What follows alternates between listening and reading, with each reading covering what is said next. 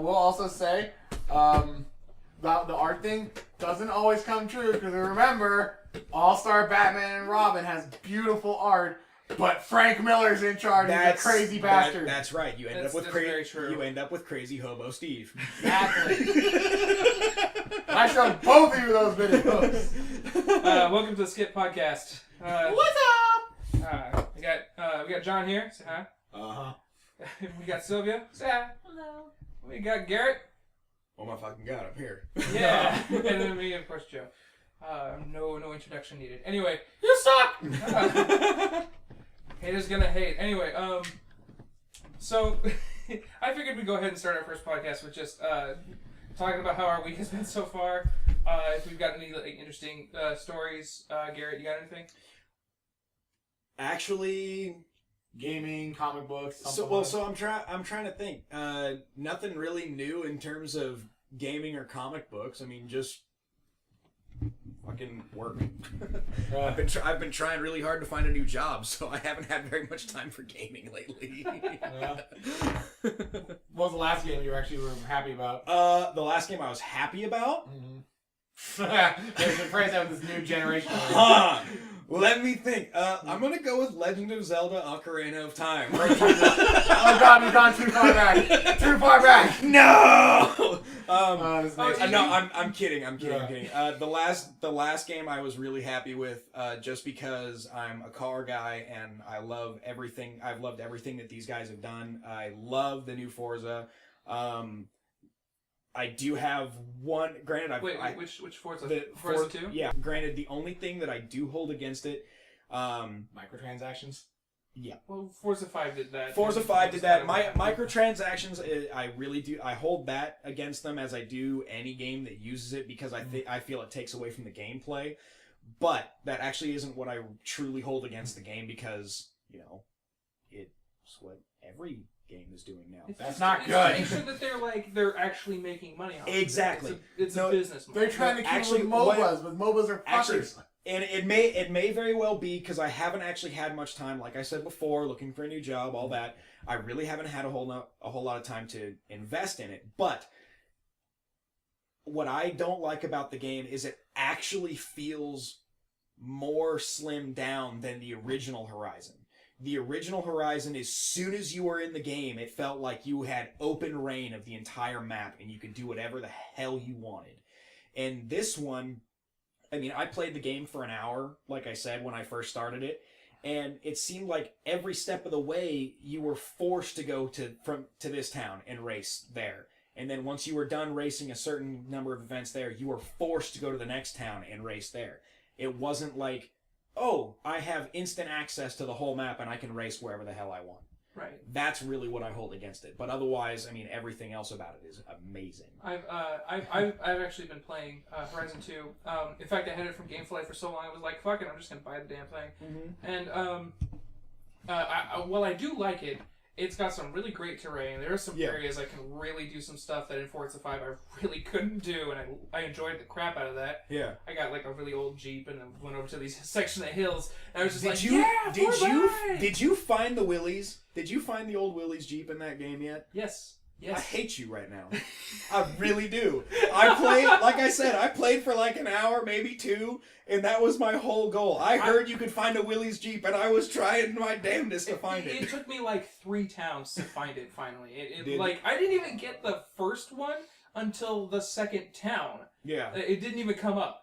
And I don't know if that was actually like a design choice or if it was just like at a random time it introduces it, which would suck if you've been playing it for like hours on end, and then you finally got your first one, because it's like 2 or 3 hours before you get to your next one. If they kept it like the first one, I think it's random. Because the first one, I did a lot of looking into that because I played it a bunch, and it was completely random. Right. So. But the thing I found myself looking into was the fact that in Horizon 1, you could pick point A on one side of the map and point B on any other side of the map. Mm-hmm. You could have it intersect as many areas as you want on the map, and you could go there, no problems. Like, maybe you'd run into a building or something like that, but it was strictly just, here's a flat open world, go have fun. This one, it's huge world, but there's like a big section in the middle that you can't get to, and then there's sections here and there that are just when you look at the size of them compared to like the map, they're significantly big. Yeah. Just areas of you can't go here. Yeah. And when you really take up the time of like, okay, well, we can't go here, here, here, and here, and you really like calculate the space that you can go into, it feels like it's the same size as the first world. Yeah. It's just, it's a real... Now, when you say you can't get in, is there like an invisible wall that just kicks you out? Or is it like level, like there's, you know there's you're gonna lose? invisible walls, there's like actual like stone walls or something like that you like can't get into. Yeah, that was you can actually, you can somehow be bumped into the air and then land on top, like land one wheel or something like that on top of the stone wall, and then you can get stuck against the invisible wall. Like I got stuck on my side with the wheels facing towards the invisible wall, and I was perched up against the wall, and because it's invisible, it's not supposed to register anything for your tires to spin off of. So if I was just sitting there spinning my wheels going, well, I'm fucked. Yeah. Well, that's kind of weird with this modern day of like sandbox gamings are almost everywhere. Where the idea of you can go anywhere you want to, and the invisible wall essentially just kind of gets pushed out. Yeah. But they would think it'd be more creative way. Like, yes, you can still drive through here, but you just can't activate anything. Would have been better in a driving game, especially. Yeah. Like take Dark Souls and all the Souls series. Technically, it's an open world. You can wander wherever you want, but the monsters are going to be stronger and harder when you try to go to the further areas. Right. Yeah. And see, and that's I can actually think of 2 games, if I'm thinking correctly, off the top of my head right now, that did that with their newest issues that actually really, really ticked me off about it. And it was the new Grand Theft Auto. Actually, the past 2 Grand Theft Autos have done that. San Andreas, you had this big, huge, giant open world, you know, that you could go and explore and have a shitload of fun with. You know, you had the deserts, you had the mountains, you had plains, you had all this, that, all, and the other thing. Then the next GTA came out. Suddenly we're back stuck in Liberty City, and that's the only environment that you get to deal with. You're stuck there. You can't do anything else. There's no longer planes or anything like that you can do. You can't customize your cars. You can't do anything else. It was a very slimmed down version. And I understand, you know, we're talking one generation gap to the next. You have to test the limits of the system and everything else. And the multiplayer. And all that. Yeah. But now, here we are. So we had our bridge generation, or our bridge game. Now we're talking, what are we on, GTA 5 now? Yeah. Yes. Now we're on GTA 5. 5 Deuce, because essentially it's the remastered one, too, for the Xbox One. Yes, for the Xbox One. Right. And I still don't feel like they fully added back everything that they had available to you in San Andreas. I don't know. Maybe I missed something when I played through the game, but I don't feel like they're still putting that effort in. Yeah. I feel like it's more about pumping out a game and selling, oh yeah, we've got multiplayer now, and less about actually making a good game. Yeah, there was a lot of stuff you can actually do in GTA 5, and I felt like it was great. It was definitely an improvement from GTA 4, but I mean, like, of course, GTA 4, they were like, we still don't know the limits of this this gaming processor and whatnot.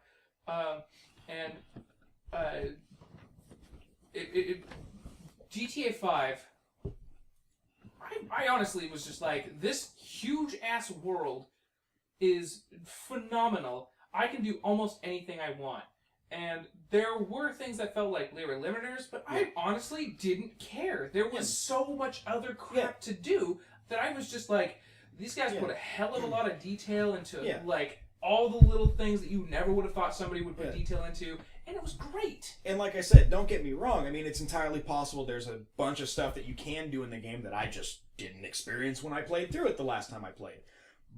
And there is one thing that I do have to say. I am very impressed with the game. I did enjoy the fuck out of it when I played it, especially when you boot up the game and you're playing campaign. You boot up the game and you load up as Trevor, and he's fucking, for whatever reason, he's naked on the top of a mountain with a bunch of people yelling at him because he has no clothes on. Right. And you have no idea how he got there. You just know that's Trevor, and that's where you're gonna end up. Okay. Sounds How was your week? Yeah, how was your week, Sylvia? Sorry, Yeah, Sylvia. you We've been go kind of out. leaving you off in the dust here. No, my week's been well. Working, I'm trying to fit in video games. Mostly put in time to play Super Smash Brothers. I haven't played any of the new Super Smash Bros. I haven't played. We could totally play some after Podcast. after Yeah. the podcast. You haven't played the new one? I have. Okay, I was this is the how. one- This I was is the one who had a Nintendo No. back when I was Okay. with them. This is how lame I am. I haven't played a Super Smash Bros. Game since Super Smash Bros. Melee on the GameCube. I haven't played any of them. You're missing out. I know! And it ticks me off because that's like, come on! That's like the party game that you play, and I have never played it. It's the best fighting game in my opinion. I love Yeah. Super Smash Oh, Bros. careful with that one. There's turning people who go crazy for that shit. I So, know. well, no, it's all a matter of opinion. Yeah. It all depends on what kind of gameplay you want. If you want the simulation gameplay and the complex combos and everything else, you play Tekken, or you play Ultimate Fighter, or not Ultimate Fighter, Dead or Alive. I played Street Tekken Fighter. you know. I don't think do tournament players even play Dead or Alive? I think they Some- they I think some I've heard- stuff like Some of Street them do. Fighter and oh my god, what's the other one I was thinking of? Tekken. No, not Assault Tekken. No, It was- not Tekken. No. I honestly haven't Are we seen a collectively tournament drawing? Are we collectively drawing a blank on what the most popular gaming competition game is for fighting games? for fighting Oh, games? Killer Instinct. Killer no, Instinct. That's the big one right now. Is it? Well, it was because again, it got resurrected. They've been working. Sure, he got But- resurrected. There were a lot of fanboys but- and fangirls but anyway, and whatnot we're- going on. Mortal but- Kombat. But anyway, No, where Mortal I Kombat was was where I was going with that, you have those games, and then you have people like me. Like my favorite fighting game of all time is and always has been Soul Calibur. That has more to do with my sentimental attachment to it, because that's the first and only game I've ever managed to consistently kick my brother's ass at. But it has nothing to do But that's with why it was such a letdown for that last Soul Calibur game. Soul Calibur. Like, yes, I've heard What was from- that, Soul Calibur 4 or No, 5? Five. It's like five. Five. Yeah, so okay. 4 was the one with Actually, Darth Vader. what was I saying earlier? You get a game that was like so innovative and they did so much cool stuff with it, and you could just play it for hours, and then the very next generation or the very next version of the game, they cut out everything that made it good. Soul Calibur. Soul Calibur 3. Soul Calibur 3, you could play through the arcade mode, you could play multiplayer mode, it was a fighting game at its core. But they also had this full campaign. Story of the Sword. Yeah. Chronicle of the Sword. Chronicle the Sword. It played like a real-time strategy game, but there were certain parts of it that were, a physical encounter where you actually had to play as the character that you made and beat the boss. And it played so well. I played Chronicle of the Sword in Soul Calibur 3 for like a month straight. I never stopped. Every night I got home from school or from work or whatever I was doing, and that's what I played. And then Soul Calibur 4 came out, and I'm going, yay! I'm gonna get to play Soul Calibur again because I now have an Xbox 360 and not a PlayStation 2, and I need another Soul Calibur game.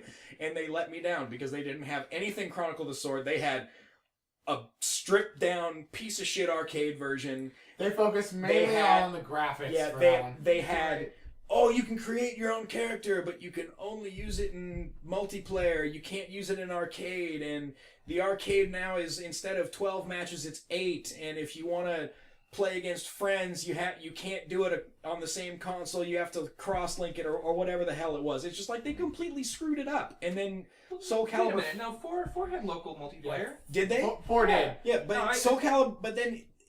Okay, but even despite that, Soul Calibur 5, then, I was going, okay, this is, another chance. Maybe they learned their lesson. And they didn't do They anything. moved back like a whole section chronologically. Yeah. Like, because I think 3 had something like that, but I'm pretty sure 4 had the Chronicle of the No, Sword. no, it didn't. No? 4 No. was with Darth Vader and Yoda. Trust I me. remember Yeah, that. I know. I remember That didn't have but Chronicle of the Sword. I No. thought. No. I thought 3 had the like tower thing where it keeps getting harder and harder. No. That was actually 4. Yeah. So, Okay. so Soul Calibur 1, straight up fighting game. Yeah. Right. On the Dreamcast. I know, because that was the first system I ever bought I myself. played that on an arcade and I was like, holy shit! I remember Yeah. these graphics looking way better. Yeah.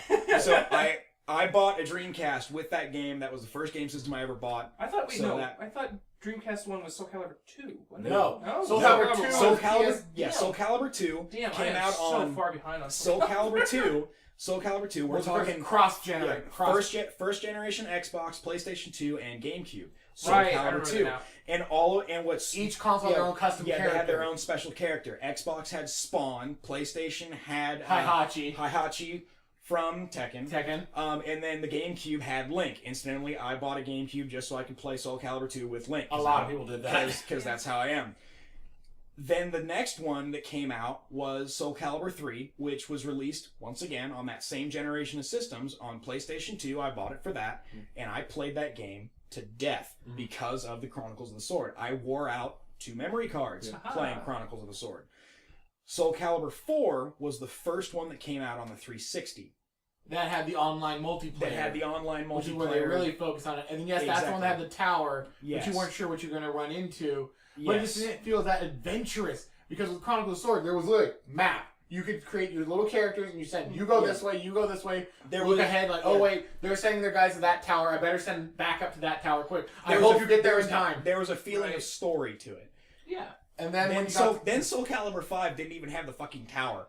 Soul Calibur 5. Soul Calibur 5, I have to say, I'm not even a huge Soul Calibur fan. Granted, it's probably one of my favorite fighting franchises. I was completely let down by that. I was just The great. story We were mode witnessing was the death garbage. of fighting modes. Yeah. The story mode was garbage in that one because before you'd have each one had their own story, each character, everyone had their story. No, this one, And the two twins. God damn it, just all done about them. And all of this came. Sophie's Yes, they're children. Right. Yeah. They were infected by the soul edge and soul. I'm sorry. Just because I love pointing stuff like this out, all of this whole conversation that we just had, all spawned because she said she liked Super Smash Bros. Yeah. That's how this goes with it. Like, this is a like huge Soul tangent. Calibur 2 though. Yeah, Soul yeah, Calibur- no, Yay! Soul Calibur is like one of her favorite Soul fighting. Calibur was fun. Favorite character? And Soul Calibur? Yes. I like Cassandra, and I also like Good. who else? I also like Yoshimitsu. Yoshimitsu. Oh, yeah. Nice. I beat Yoshimitsu in the computer mode. I beat him 3 times in a row because there was a glitch in the computer. He did this run, dive, twirl up in the air, helicopter thing right off the edge of the map every time. All I did was sidestep, and he kept doing it over and over. Yeah, it's because it's a really good move if you get it, but then like if you're a human and you miss, you're like, oh okay, I gotta stop and then like turn that around. That describes Yoshimitsu to a T. Majority of his moves were suicidal moves. Yeah. One of his moves, he gets behind them, takes the sword and jabs it between himself and the opponent and takes some of his life away. Yeah. His whole thing is suicide attack. Bonsai! Well, he's missing an arm too. That too. How about you, Joe? Did you have a favorite character? Keelik. Keelik was actually one of my He's favorites. a classic one. A lot of people do love it. That's what pissed me off. They took him away for frick. They made him the rando character in Soul Calibur 5. Oh Yeah. my god, He became the new weapon master. Yeah. Yeah. I did like Mitsurugi for a while. Though. Actually, that didn't piss me off in Soul Calibur 5. Sorry to interrupt. Yeah. No. That didn't piss me off in Soul Calibur 5 because, like I said, I've played every single one of them. His trainer was the weapon master. His trainer was the weapon master all throughout all of them. And if you followed the lore and the story through all of the games, he was actually being trained by him to be the new weapon master. But those so it totally makes sense. It does make sense. To those of us who played the games, anyone will come in and who's like, who the fuck's that guy? Yeah. Anybody who's new to this jerk? Anybody who's new to the series is gonna look at it. Ooh, And he didn't even show up in the story mode. I'm pretty sure he didn't even show up at all in the story mode. Really? All he That's did, a letdown. all he did, actually, you know what? he was a bonus character. I don't think he did either. You ran into those kids, the next generation. The little kid that looked like Goku, who was actually like the Monkey King with this new staff, and this other bratty girl who was like the next Zhang Hua. We don't know anything that happened to anybody.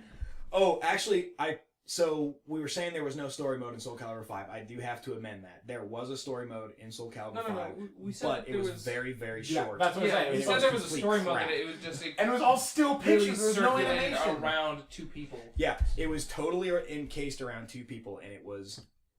I'm sorry, Internet. If any of you are a fan of this, it was crap.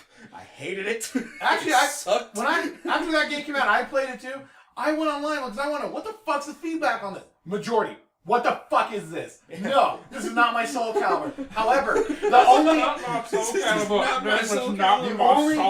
positive I heard was tournament fighters, because supposedly the fighting in the controls wise was super balanced, super well done for tournament fighting. But that's about it. And online fighting. But if you're not into online gaming with fighters, this isn't your Soul Calibur at all. Yeah.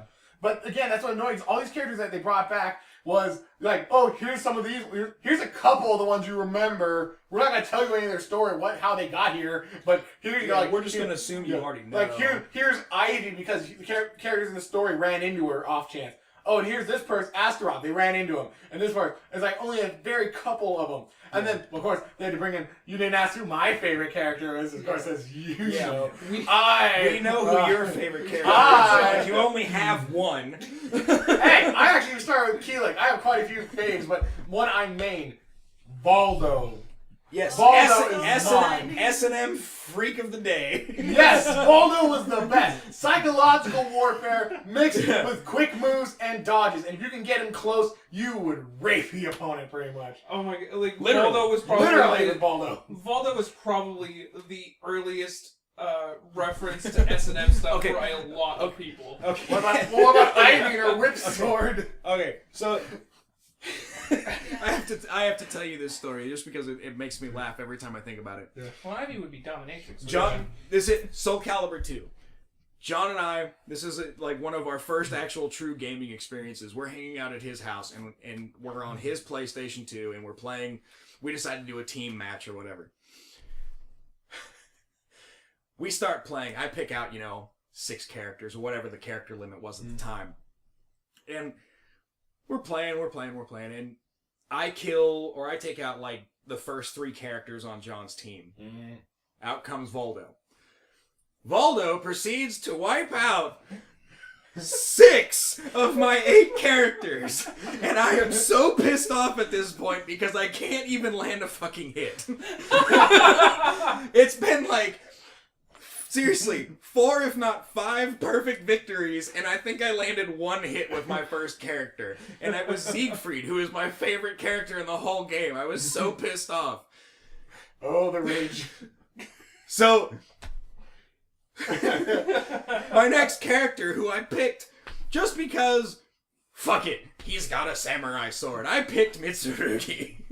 And I come out and immediately score a perfect win out of rage against Voldo. And John's just looking at me going, "Are you okay?" I said, "Fuck no, I'm pissed off." Well, Mitsurugi, thankfully, is again a very good counter to Baldo. Baldo's techniques are close range with move, but at the same time closing range. Mitsurugi is very push back. Yeah, he also does a lot of very broad strikes that do a shitload of damage if you land them. And so I'm basically just button mashing. I don't know this character. I don't know any of the moves for him. I don't know any combos. I'm using the most basic of basic moves, and I fucking kicked his ass.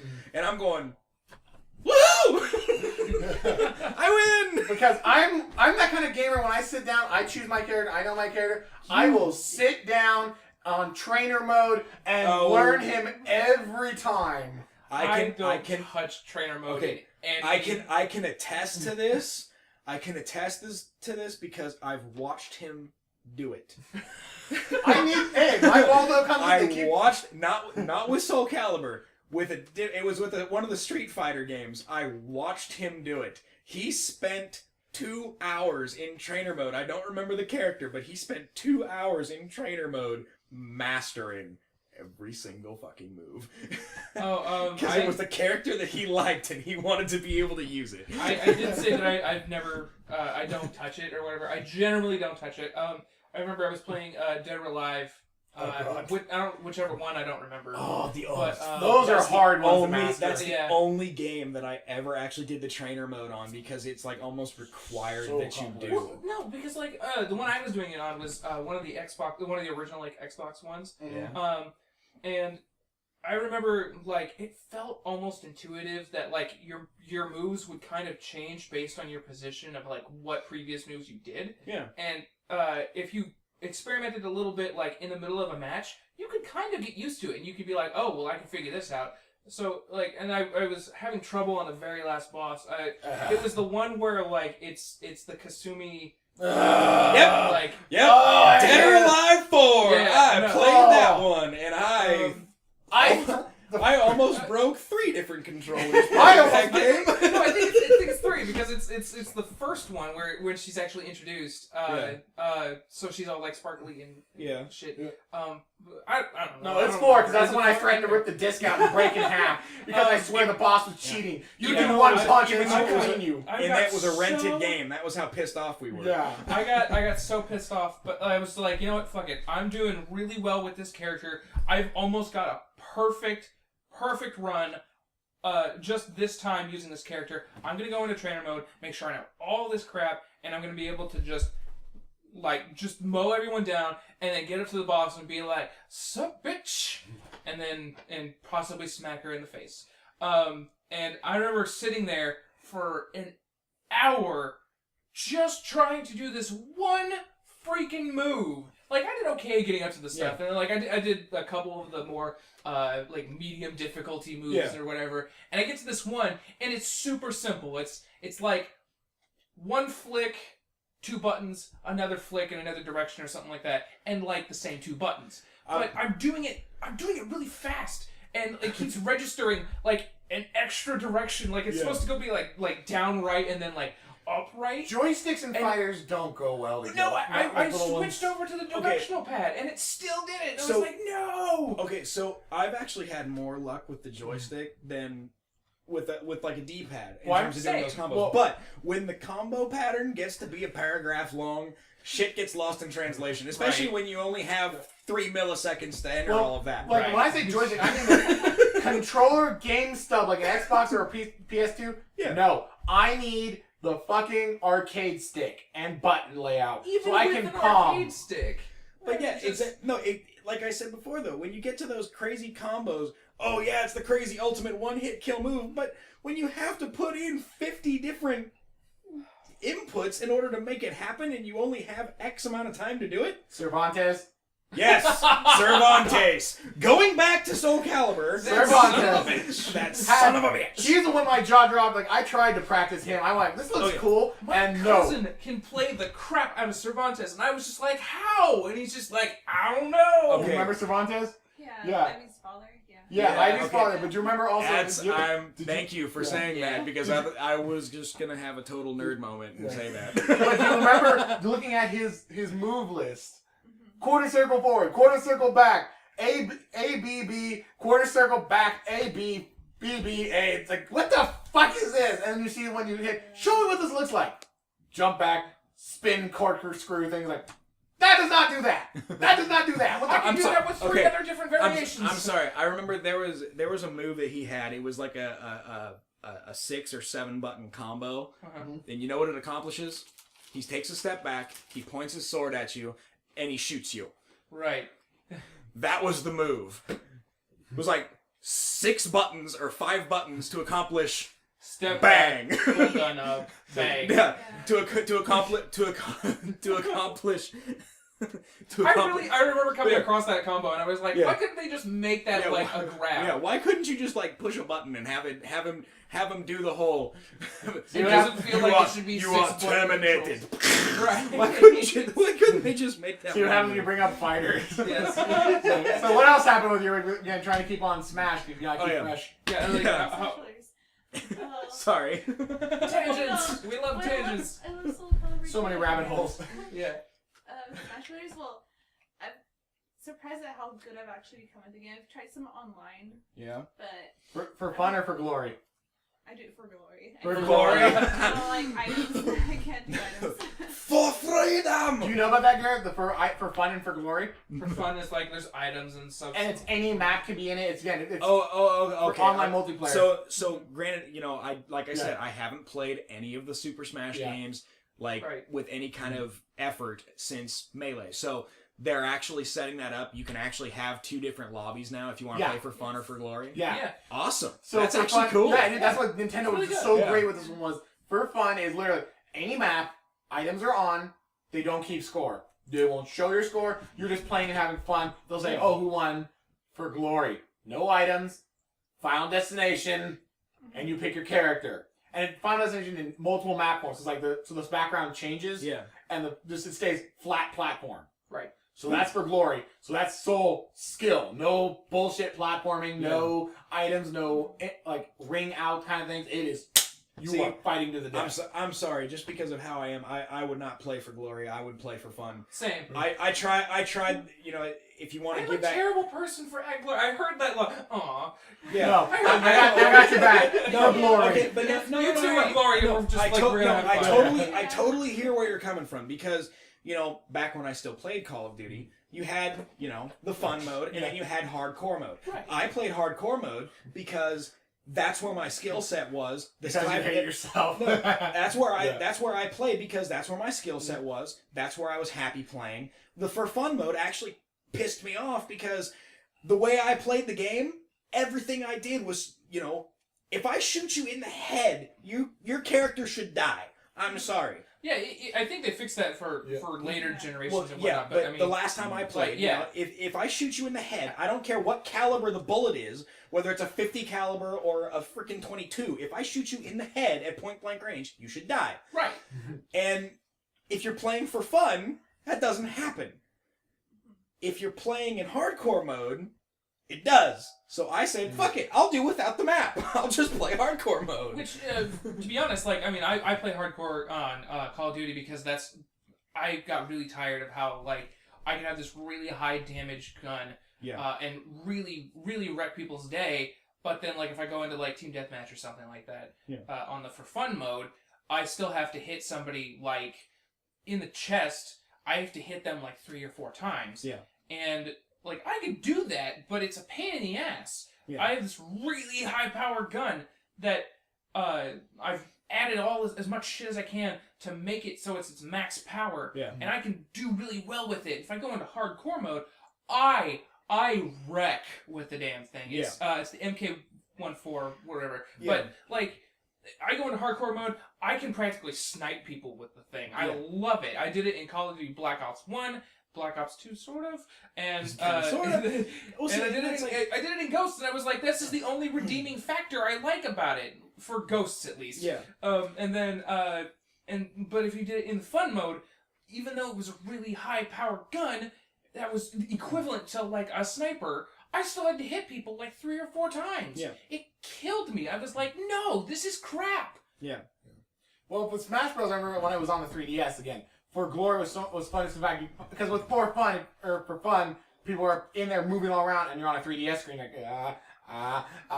wait, where am I? Where did I go? Shit. So that's what I always felt was going to be a really hard part about 3DS. For glory, it was the flat map, so it's easier to keep track. But on the TV for Wii U, how are you doing with for glory? What are you running into?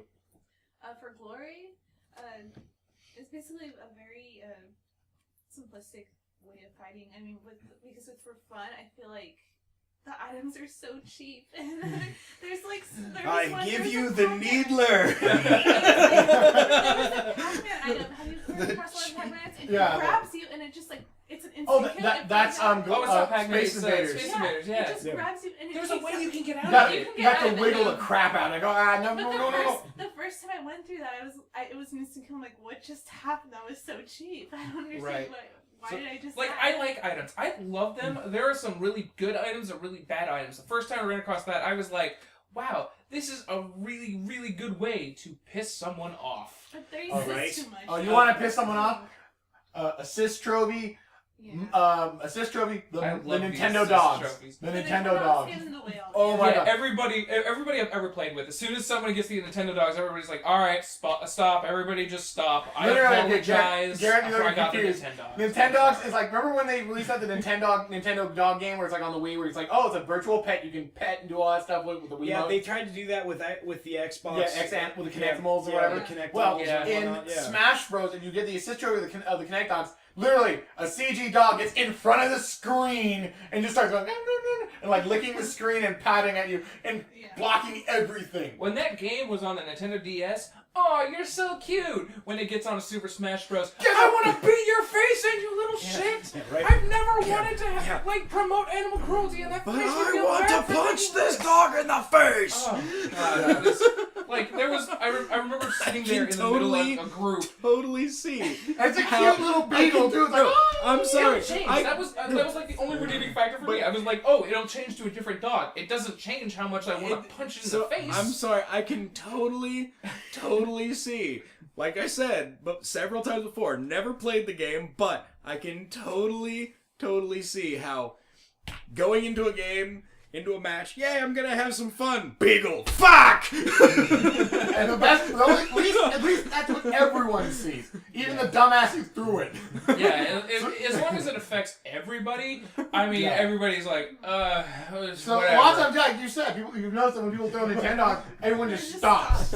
You wait for Nintendo to get the fuck off the screen. All right, I played one time where like the map was big enough so that like you could go to the sides and the Nintendo wouldn't cover it or whatever. So people, as soon as the Nintendo came up, people just moved all the way to the sides and continued their battle. They're like, yeah, screw this bitch. I can totally see it now. Nintendo thing pops up. Guys, I'm sorry. I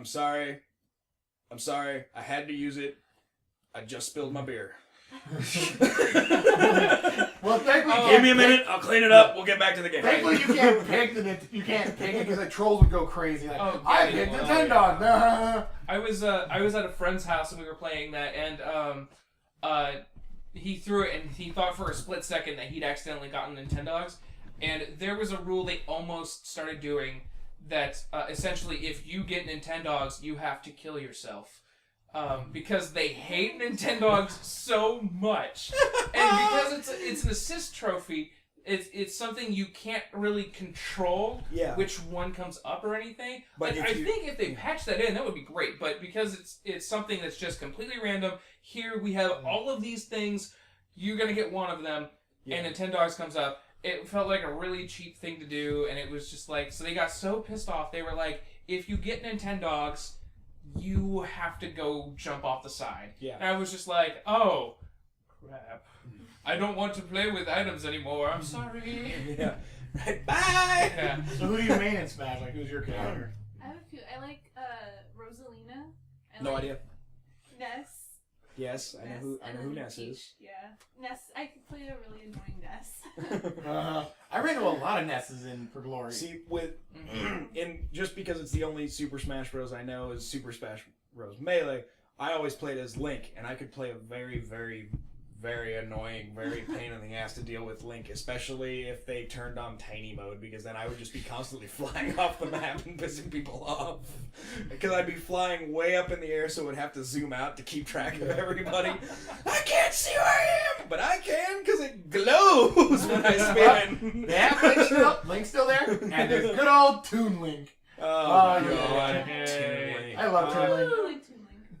See, okay, I don't like Toon Link because of the cruel and unusual prank that they pulled to release Toon Link. I'm oblivious to this. Yeah. Cool and unusual Cruel prank. and unusual prank. Okay, so it was released on April 1st. It was a video that they had released, if I remember everything correctly. It was a video they released on April 1st of this crazy cool HD Link fighting Ganon. It was supposed to be like, yes, the next Zelda game is coming out and it's going to be cross-platform and blah, blah, blah, blah. And, you know, they sold it as, you know, the ultimate Zelda game. Mm-hmm. And then the very next E3, when they were actually going to release it, everyone believed, according to the forums and everything else, that they were going to release this trailer showcasing more of this game. And what they did instead, they played the exact same video, but Toon Link. That's how they sold it. Oh. They got everybody hyped up and looking forward to the next great, awesome Zelda game, and then they showed you a little tiny cartoon boy. See, I was lucky. I like Toon Link. I missed all that crap. I missed all it because I didn't have a GameCube. I missed a lot of them, and I missed the Wii. So I'm sorry. Anybody who loves Toon Link, I have hated him ever since that. Yeah, that's ground for burning bridges right there. That's pretty bad. I agree.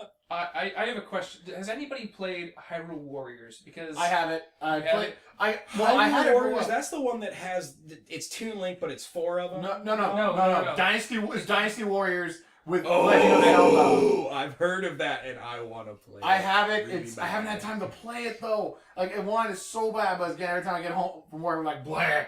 well, And the one thing I keep hearing is people are like, "Oh, it's ruining Zelda," and I'm like, "Well, I mean, it's basically not Dynasty Warriors. That's all it is." well, and it's even just in using the a new game states, character it's not canon. status. In the game states, Wait. it's not canon. Well, it's No. it's like Dynasty Gundam. That has it's Dynasty not Gundam. canon to the series at all, but it worked. The It was problem, fun. the people that are saying like it's ruining Zelda are the people that are impatient. Because like, I want the new Zelda that they teased with E3 or whatever, when the Nintendo Direct, where it's supposed to be like Skyrim meets Legend of Zelda.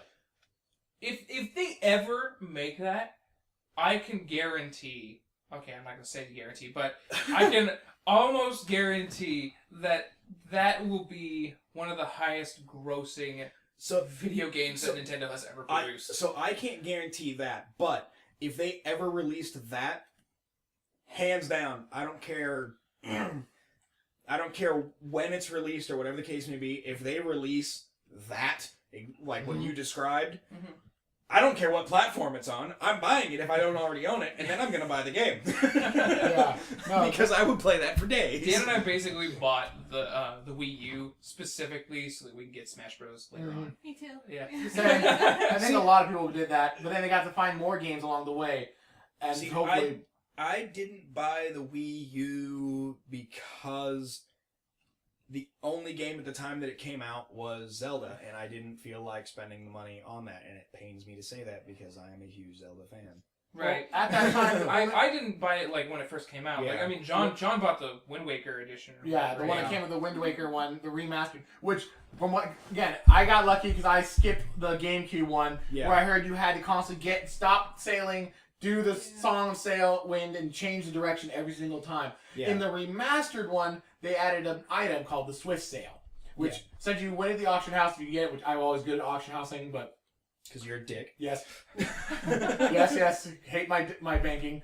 And then I go there, and then you can instantly boost just all over the map. I'm sorry. This is this has to be a side note. This is why I call John a dick when it comes to money in games. If you ever watch this guy play Skyrim, this guy he joined the Thieves Guild. He spent 2 weeks playing nothing but Thieves Guild missions so that he could max out his rank in the Thieves Guild, so that he could sell stolen goods for max profit, so that he could spend the next 3 months stealing shit from everybody and then selling it to them through the Thieves Guild. Yep. Yeah. Oh! Customer would come. I mean, I'll give you the cartoon scenario here. Customer would walk into a store. Someone stole my ring. I need to buy a replacement. John, the clerk behind the counter.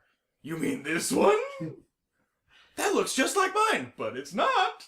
That'll be $3,000, please. That's almost Okay. That's almost 3 times as much as it cost last time. But Oh, okay, I need to trust me. Okay, I'll buy it. In Oblivion, it was horrible because they actually had that retarded mini game where you had to get favor from people to get more money out of them. I'm sorry. I still remember when I played Oblivion, the first city you go to, all the forums, all the game guides, everything says this store is useless. Okay, so John and I both did this. This is why it's funny as shit. As soon as you get to that first town, you walk into that store. He's like a level 1. Oh, that's Morrowind. That was Morrowind. Yeah. Yeah. Not Oblivion. It's Morrowind, but it's like he's like a level 1. By this point, you're level 2. And you go, I can take him. So you go in, you stab him, you kill him. Now you own his store.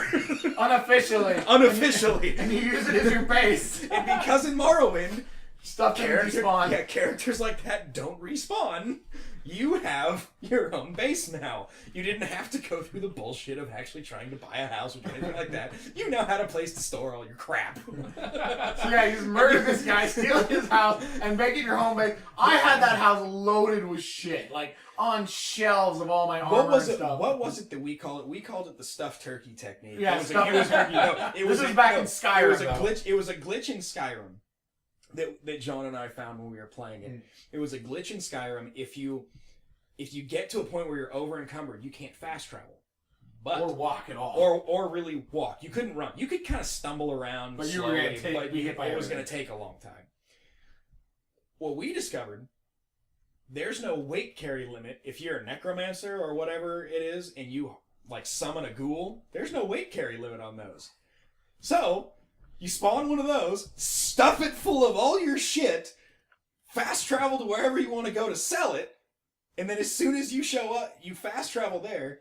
The thing fast travels with you. As soon as you arrive there, it despawns. You dig through the ashes, find all your shit that you stuffed it with, then stumble your way to a store and sell all of it. Yeah, it was a zombie raised dead. Yeah, you raised find dead. the closest corpse and just cram all the stuff inside the corpse, and then you're like, "Come, arise!" And he's like, "Yeah, okay, we're going to the store." And then you take him to town and you sell him the crap. All right, come with me. We're going to the store. Yeah. You're supposed to use it for combat. So many of my tactics involve money. I was probably the worst in Skyrim for hoarding money, hoarding goods, and completing shit. It's summon corpse. It's supposed to be a way of summoning backup, and John and I used it exclusively for carrying goods from one town to the other. It's supposed to be backup. Instead, it's your mule, your pack mule. Yeah, we turned him into a pack mule. Like, you can upgrade it to like where it does more damage and fights off. Like, no, fuck it. We're just using it for a pack mule. Like, I'm just surprised by this point. The way I played Skyrim, that there was not a job career as mercantile or bourgeoisie, like the shopkeeper. That'd be me. I'd be the one to go to every dungeon, clear it out, then resell the items at marked higher prices. You would be the asshole that I bane. That would be the bane of my existence. Right. Oh, you need this soul gem? Oh, I'm sorry, it just went up in $10. You would be the guy that in any kind of modern video game that involved rifles, I would wait for you to spawn and then just kill you. Yeah, from a long way off. But I'd also be the one that can only find. You wouldn't kill me because I could find the thing you wanted though, because I would have the rare shit. That is true. Exactly. That's how you keep yourself alive in that kind of scenario. As long as you can keep the goods, the things that everyone else can't get at a deal, you can't get killed. It's because you have the supply. Okay. And they have the demand. Random question, just because it's something that I'm curious about, and I'm kind of curious what other people's opinion are. Have any of you guys played the new Assassin's Creed yet? No, I rented it, and then all of a sudden, like, the Battlefield Hardline beta came up, and I was like, I have to try the Battlefield Hardline beta. I'm sorry. And, like, it's been sitting there, and then Dying Light came out, and so I've been playing between... You might like Dying Light. That one was pretty good. Dying Light looks cool, although I will say that if you liked Dead Island, you will love Dying Light. If you hated Dead Island, I never got a might chance. not like it. I never got a chance to play Dead Island. But compared to Mirror's Edge, though, with the parkour. That's the whole thing. Looking at the gameplay that I've seen for Dying Light so far, I like it. I really want to play it. Dead Island always kind of was like, what I've seen a lot of people do is actually, like, at first it's like initial reactions compared Dead Island to Dying Light, but then instantly it goes from that to, okay, if you can get past this comparison, what do you think about Dying Light versus Mirror's Edge? Yeah. And I was like, I prefer Mirror's Edge. Honestly, it feels like it's a way better game, but I mean, this one's obviously like, hey, you have to avoid zombies in this basically post-apocalyptic area. It has day-night cycles. The parkour is amazing what I've seen with it. And I like how it's selective. You have to hold right bumper. Like, right bumper's your jump, which is very, very Mirror's Edge-like. Yeah. And you, in order to grab onto an edge, you have to continuously hold RB in your jump anyway. But then if you want to grab onto a ledge, you have to hit it, and you have to be, like, looking at it and continue to hold RB. And so they'll grab onto it. So if for some reason you're going and you're like, oh, I'm going to hit this ledge that's right above where I want to land, you can let go of the right bumper and they'll like skim across it and they'll go down to the But bottom. do you know why everyone's also comparing it to Dead Island? Because Dead Island, if I remember correctly, it was originally pitched that you could do parkour stuff, but when it came out, it was like, oh, you can climb ledges. Well, also, it's the team from Dead Island, too. Never played Dead And Island. the guys on Dying Light were supposed to be working on ones who worked on Dead Island, too. Dying Light is what they wanted to make. But the powers that be in that company said, no, make it more goofy and weird and have the shit that they wanted, like, from Dead Island 1. And then they left, and then they made Dying Light. This is funny how that usually works out. Yeah. So, We want with to make a Dying certain Light... style of a game. Too bad that doesn't mix with our formula for making money. Yeah. We want to print more money. Follow the formula. Now, with Dying Light, I talked to other people. Mas dinero. Now, the problem also with Dying Light is the story mode out here is boring as all hell because it's the same thing as other games, and you're everyone's fetch bitch. Like, you have to go, You oh, are fetch bitch. You You have are a to go gopher. Yay! Fetch bitch. Wait a minute. yeah, Like- you have to do all the, everyone's like, oh, we need gasoline. It'd be great if someone would go get some. There's a mission that you run across really early in the game, and it's like this guy just goes, "Hey, if you can get me a gun back at my building, you can have everything else that's in there. But you have to find me. You have to find a gun to get me this or whatever. Yeah. Then I'll give you the key to the place. But let me guess. You go, you get him the gun. You go in there, and it's like 3 items that no, I don't even worth shit. I haven't even fucking finished it. The problem I have with it, like, I swear to God, if they do that, it's gonna piss me off. At the same time, I'm gonna be like, I don't know what I expected, but whatever. That's kind of a good thing to do in a post-apocalyptic time. Yeah. But my problem is that they say, oh, you have to get this guy this specific item, but we're not going to give you an area to look in because technically you could get it from anywhere, apparently. But it's like, wait a minute, I have to get him a gun? But everybody says that they're all out of guns. Am I not supposed to get this guy till fucking later on when I'm like 75% of the way through the story or something? Yeah. And it's a pain in the ass to have this one freaking mission just sit on your list for all this time. You can't finish. Yeah. And it's just like, oh, great. So I have this one thing that I've been waiting to do and I can finally do it. But again, besides the story, again, the storylines and modes are probably the most boring part. But the toy box kind of sand area is amazing, where you can free run anywhere in that location. You can find and salvage anything. There's crafting weapons, all sorts of things. Again, just area where you can just go is what makes the game amazing. It's really nice about how you can go. There are multiple ways of getting to one location. You can go like in this one place where it's straight on direct. You can go on one area and you can like stay primarily high up. You can stay primarily low and run through either a lot of zombies or a little bit of zombies or whatnot. The choices are freaking endless and I love it. But at the same time, some of their missions they force you to be quote unquote creative with how you run and how you do all your stuff. Like, there's one where it's like, it's Mother's Day. It's like one of the most shown missions they do. A lot of people I've seen will cut from one part that they're in where they're supposed to get inside and get some stuff from the guy. And he closes the door on you, so your guy says, I guess I'll have to go in from above.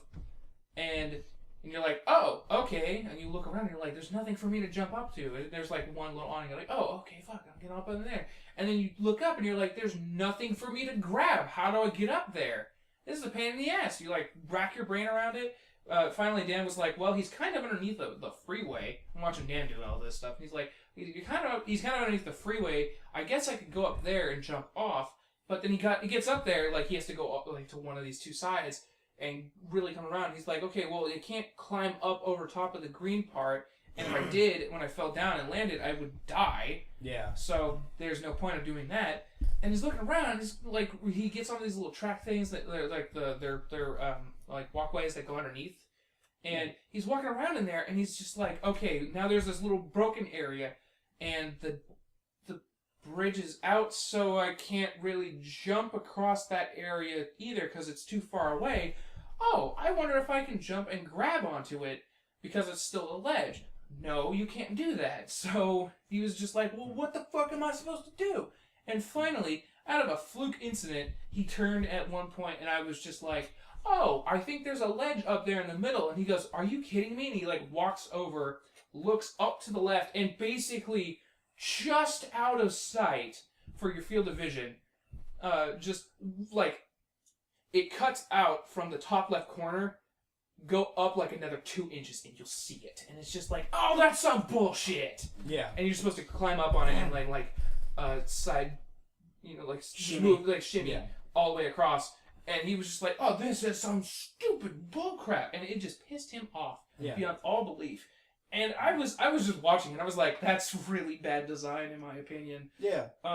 Like, yes, we want to encourage you being more creative with how you do stuff.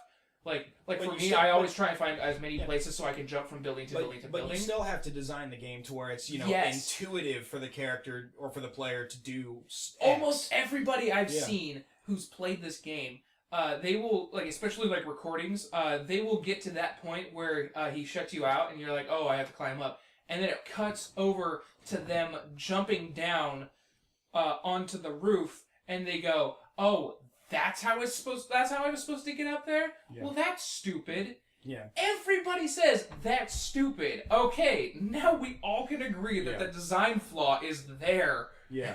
So that's my experience so far with Dying Light. Although, in a nutshell, I haven't played much of it, so it still has that area of, oh, you can still be redeemed.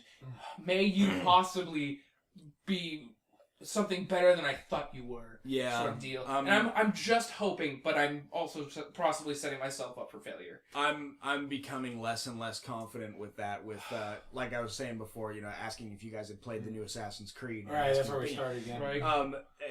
I'm becoming less and less confident with that because I'm pretty sure I'm down to like the last mission, and I'm still at that point where it's like I am very, very disappointed in everything about this game, but it's still Assassin's Creed and the story is decent. Since I missed that, you've missed out on like everything after the second one. You haven't been able to, because again, I think it was like the third one came out. The Assassin's Creed 2, I think, was the last one I played, but I tried to keep following because I missed Brotherhood, which was like the second of the trilogy of the universe of Assassin's Creed 2. And then because I think another game, I think Fallout 3, where I was diving into like an expansion came out for it. Right. And by that point, like, oh, we've announced another Assassin's Creed. I'm like, already? Shit. Yeah. And then by that point, everyone sold their copy of Brotherhood. I'm like, God damn it, I needed to play that one. And I didn't want to go shell out the full price for it because no one would essentially had any sale on it. Right. I wanted to play Brotherhood. Like, I've only played, like, officially played Black Flag. And that was pretty good, but at the same time, I was like, this is really counterintuitive at some points. There's some stuff where I just don't like it. I would spend way too long. And there's certain types of games, no matter how good they are, no matter how intrigued or how engaged I am, I will just fall asleep. I don't know what happens. I just and see. So that might just be that the game's not for you. Like when I admit. Yeah, and so I mean, I've always been a fan of the series. I played Black Flag. Favorite fucking one in the series. By all means. A lot of people claim that my favorite one. It was new for the formula. Well, okay, so for the formula, the story was great. The controls finally freaking worked. Mm-hmm. The locations you could go to, beautiful. The open world environment, beautiful. Everywhere you went, you hopped on your ship and you could sail somewhere and you can upgrade it. You can go through ship battles and gain loot and do cool things and blah, blah, blah, blah, blah. I mean, I could just go on and on and on about how much I love that game. So, this being said, I had at least a minimum margin of error for what I expected with the new Assassin's Creed Unity. France. And, first impressions, reading like articles in Game Informer and stuff like that, okay, we're in France. Okay. Takes place during the French Revolution. Okay, at least we're at a point in history. There's conflict. Shit can happen. Cool. pre-Eiffel Tower Yeah. in a game where its whole premise is climb shit. So, actually, they fixed that in the game. They did fix the that. Animus, I heard about that. Yeah, there is a point in the game where you do actually have to climb the Eiffel Tower and whatnot, but I don't want to spoil what leads up to that, because if you do ever play the game, it's actually a pretty cool part of the story. Yeah. But so I'm thinking, okay, that, it's possible, but like I said before with Black Flag, the controls were good. There was so much other extra stuff to do in the game. I mean, it was like, bing, perfect. You can just be like that, and only new level of the story, and we get to figure out what's going on with everything else. Nope. Okay. So, start the game. Everything that you were doing in Black Flag as the background character, going through Abstergo Entertainment as an employee who's now getting hooked up with characters from the original games and everything else, and you're starting to learn of this whole conspiracy and everything else, and they're getting that developed, and by the end of Black Flag, you're going, I'm gonna join the Resistance or whatever, and you're expecting to play that character. Nope. That character's gone. Doesn't exist. Gone completely? Gone completely. Like, it's not even just like, oh, this is before this person showed up? No, completely gone. You're not even in Abstergo Entertainment anymore. Is he, like, wait, no, is he the like, rogue guy or whatever? Because, I mean, that would make sense, because, Nope. no, he's not the character from Rogue? Nope. Nothing. That's No. kind of bullshit. Nope. You show up in the game, the way the game starts. Apparently, you are a beta tester in your own home living room. And this is the only video you get of, like, the actual modern-day Assassins, Resistance group, whatever, is in the very beginning of the game.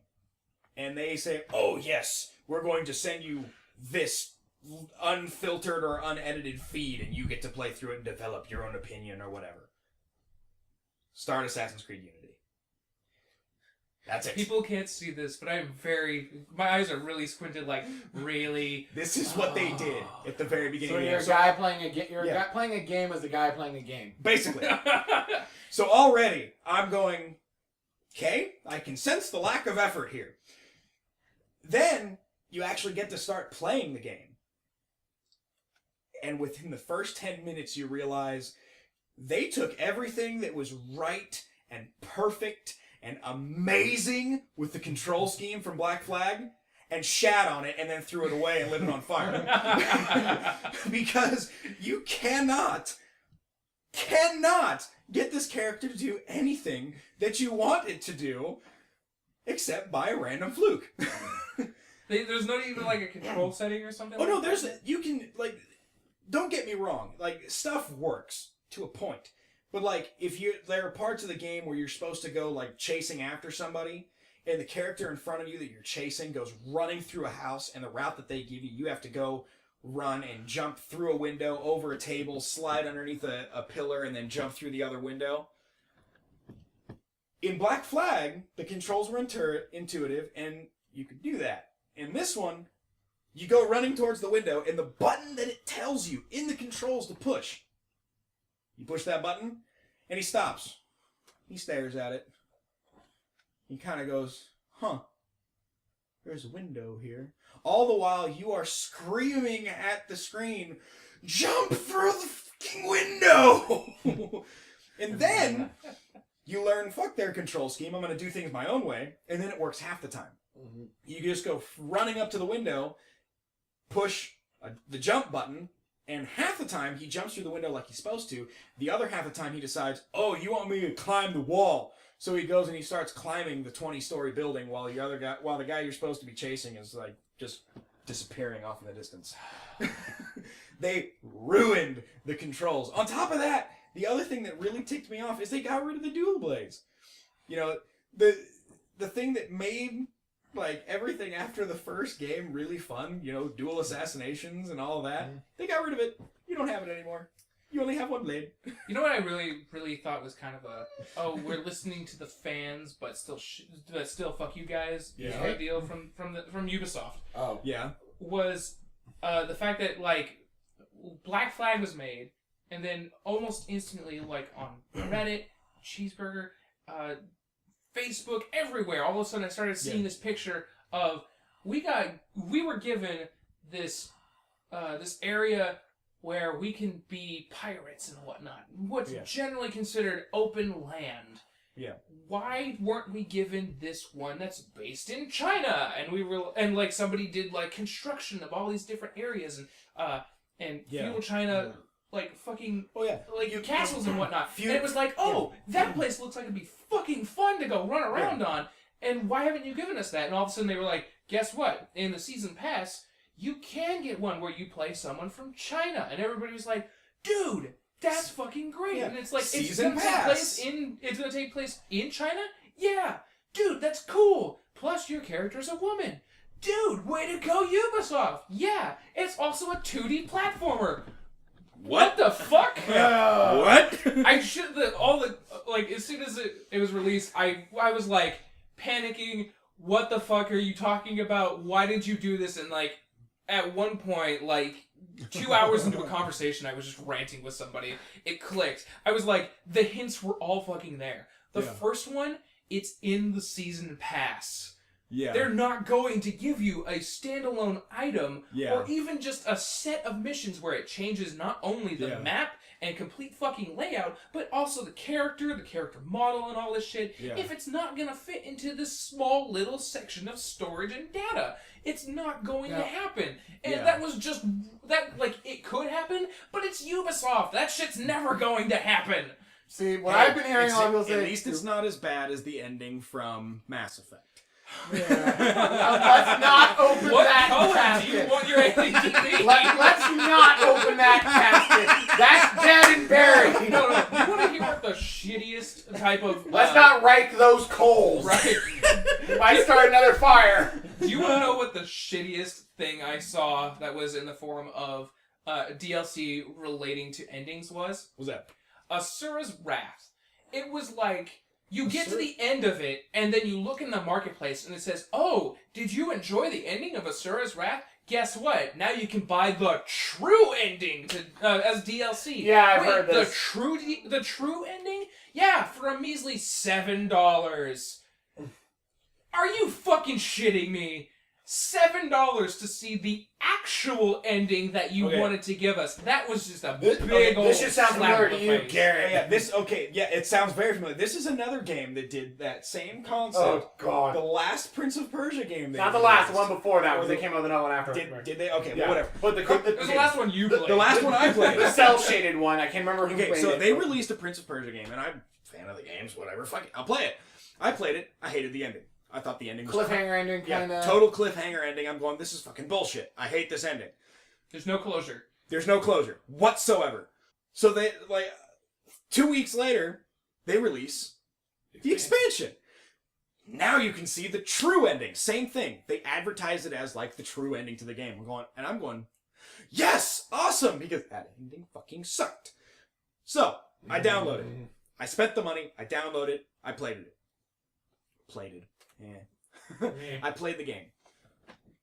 And it is worse. An hour and a half long. What it is they took all of the bosses that you fought throughout the entire campaign of the actual game, and they made you fight them. Again, in a tower climb style match.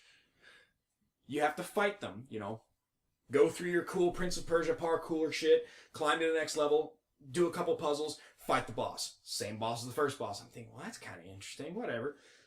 Second boss, third boss, fourth boss. It's like, what the is this all I'm doing? Sure enough, here comes the final boss again. I have to fight him.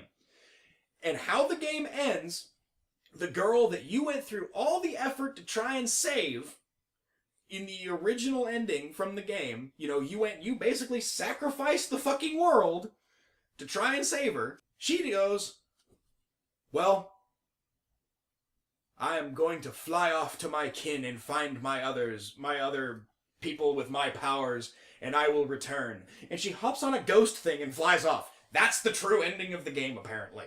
Well, okay, spoiler tag, you've already spoiled it, fuck this game. I was there watching it with him when he did. First, the original ending. I'm spoiling this because this one deserves to be spoiled. It was, she sacrificed herself to stop the ultimate evil from coming out, the darkness. Yeah, she sacrificed herself. You drag her body all the way across the fucking world to take her to the big tower in the middle of the map And undo it. and put her on the pedestal and bring her back to life. Releasing the evil. Releasing the evil. Instead. That was the ending. And then the way the game ends is you, once again carrying her, walking off in the distance as the big pillar of light that you had activated by her sacrificing herself, collapsing, and a big shadow of darkness that looks like a big giant evil dragon coming and trying to eat you. Game ends. Roll credits. That was the original ending. That was the original ending. And then you get the DLC where now you're in this sandstorm, you go to a cave, she realizes that she's still alive, and then you start the And she's also mad at you. She's like, why did you do that? Yeah, and she's also pissed off with you, and then you start the tower climb, and like I said, the way that the true ending ends is, like I said, her on this ghost thing, flying off in the distance, and you sitting there in a sandstorm of eternal darkness and pain. I think Going, what the hell? Didn't they kind of hint? They were advertising, like, oh, we're going to have another DLC to come out to continue this. So never happened. Yeah, so that was the other thing. They hinted with that cliffhanger, they hinted that they were going to do another DLC to continue the story. Never did. Never did. So technically that game Speaking ended with of, depression. Yeah. Speaking of like a lack of DLC that people were announced or whatever. Yeah. One of the things that I am a huge fan of the Saints Row franchise. When they did Saints Row the Third, I loved how it was all balls to the walls, crazy, just do as much shit as you can. Fourth came out and I was like, Crackdown. But yeah, it was basically Crackdown, and I was like, oh crap. What's this? But like what's I did, the new I did one that they're releasing? Get Out of Hell. Yeah. It's a standalone expansion. Think like Blood Dragon was for Right. Far Cry 3. Yeah. It's a standalone. It uses the same physics, but again, different story, Right. different things. So check it. I did Saints Row the Third, and I thought it was fucking amazing. And I bought the season pass because I was like, hell yeah, you can take my money. I want to see what other crazy shit you guys can come up with. This is fun. And I think they promised it was like 3 things, and then they essentially came out with 2 expansions, and the 3rd expansion was announced as Enter the Dominatrix.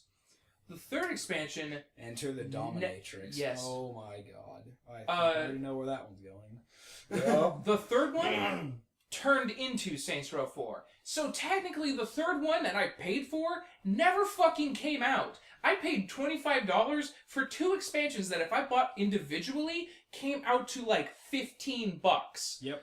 And if I bought the 3rd one, it was going to be on its own $20 to $25. So I was like, okay, so I'm saving money, but I spent more money than I was supposed to if I bought the other 2 on their own. Yeah. It was a pain in my ass, and I have sat there constantly just, hey, so you guys still haven't released an expansion for Saints Row the Third? That, you know, the last one of the season pass you guys were talking about, it never happened. Yeah. And then all of a sudden they released Saints Row 4, and I was like, well, this is okay, it's fun. I'm a little upset of where you guys went with it, but whatever. It's still kind of okay, and I can deal with it. But you still haven't released the 3rd one for 3, Yeah. so what's going on with that? And then, eventually they were like, there's an expansion, there's like a couple expansions or whatever for Saints Row 4 that one of them that's included is essentially Enter the Dominatrix, which was for 3, and I was like, oh, that's fucking awesome that you're actually admitting that here's this expansion that you were supposed to get in 3 that turned into another game, and you're like, okay, so here's all this shit going, that's fine. And it was really funny because they like added like character commentaries, like as if the characters were actually involved in it. Yeah. And it was funny. I liked it. It was great. But at the same time, I was like, you guys are admitting that you didn't release this for 3, even though you promised it for us, and I still had to buy it a second time. Yeah. What the fuck, guys? So it really pissed me off, and I was like, still with 4, I was like, okay, they better go back to the Saints Row the Third style, because yes, it was crazy fun, but it wasn't stupid Crackdown style like 4 became. And then all of a sudden they were like, get out of hell. And I was like, no, I'm done with this franchise. Fuck it. I'm not even going to bother trying to buy this. My brother was like, dude, are you going to buy the new Saints Row? I know you really like it. And I looked at him and I was like, nope, that piece of shit? Hell no. I'm not even going to touch it. I'm not even going to rent the damn thing. I am so tired. I was just like, you guys had a great formula. You were GTA's biggest rivals. It was people who were like, if I want realism that's sort of kind of funny, that like, hey, look at these real, possibly real characters that I could play as, or meet. These people who I could possibly meet, random people on the street that are like that. Yeah. And have fun with the human factor of it. I'm going to play GTA. Yeah. But if I want to have just something where it's straight up just a comedy game, and we don't get enough comedy games anymore, I'm going to play Saints Row. Yeah. Hell yeah. Like, Saints Row 1, it's very GTA style, but there were some factors in there that was like, well, we had a little bit of fun here as well. And I loved that. Saints Row 2 was kind of, whatever. We're going to try and be as gritty as possible. And then, like, at one point I had a lot of fun with it, but it was for something they didn't intend. Saints Row 3rd, boom, fuck it, we're just gonna go, hey, y'all fuckers gonna have some fun tonight. Yeah. And then that's what I loved about it. And then they shit on me. That's And then they took a shit in your Wii's. Yes, they totally did. So was there a game that betrayed you in any way? Yeah. Yeah. Me? Yeah. Sonic Boom. Oh yes, I know, right? Oh no, yeah, the Sonic franchise is. Well, Sonic Friends was Rolling, crapping yeah. on everybody. I haven't played Ever a since Sonic game 2006, since the everybody's Dreamcast. That's true. That's the one that really 2006 lost is the my one head. that Sonic 06. everybody hates. I remember Yeah. Sonic 06. I bought it just because I heard of how bad it was and glitches everywhere. Glitches galore, basically. I love how you were like, because you're a big Sonic fan. Are they I love how you still- still bought it because you were like, Yeah. this game is fucking broken. I gotta see this with my own Yeah. eyes. Are Yeah, they it's sad. still releasing standalone Sonic games? Sonic Seriously? Yes, Boom. Sonic Boom is the latest because they're also trying to like. There's a cartoon There's series. a TV series. I hear the TV series is actually way better than the game. I thought they stopped releasing standalone Sonic games after the failure that was Shadow. No. Shadow's Make it- actually really popular with Yeah, the fan Shadow's base. With the really the popular silver with the is fan the Of base. one course, that's he's for emo and he has guns. The one that's kind of Yeah, iffy that is actually- silver. Yeah, the That's- silver one. yeah. Not a lot of people like him. I I like thought him, Shadow but a lot of tanked. people are iffy, Right. yeah. Well, the game Shadow tanked. because of crappy marketing. And the game tank was horrible. I've seen The gameplay. game was horrible. pretty bad. But people The in the fan character. base were just like, this is actually okay. I can deal with it. Yeah. And a lot of people who were in the fan base who did deal with it still liked it. People who were like kind of fans of how Sonic games are and whatnot, they took one look at that game and were just like, crap, this is, damn it, Sega, what'd you do? Okay, And like I said though, I mean, they did also release another game before Boom. It's Sonic World. It was for the Sonic Wii Lost U. World? Lost Yeah. World, that's what it is. I didn't play that one either. But Dan played it, and I tried playing it. It was just like, no, I have no idea what I'm doing now. Sonic Colors was good though. I've heard Colors Sonic was was great. pretty good, but I don't know. For me, it feels like Sonic should stay out of the third dimension. so okay, so Sonic on the Dreamcast. Yes, I'm dating myself right now. Hey, who cares? Sonic on the Dreamcast was Wow. fun. No. So Sonic on the Dreamcast, great game, loads of fun. Big's a cat. Hang on, but oh my God, Sonic the Hedgehog on the Dreamcast. Did anybody else notice that even brand new, the game had the worst sound glitches ever? It did. Yeah, they were here There about was that one. times where it was so quiet I couldn't hear them. Oh no, it wasn't even the volume that was the problem. I remember playing the first mission, and the sound glitches were so bad when the robots show up and start shooting at you. It's supposed to be, because I remember because it worked once.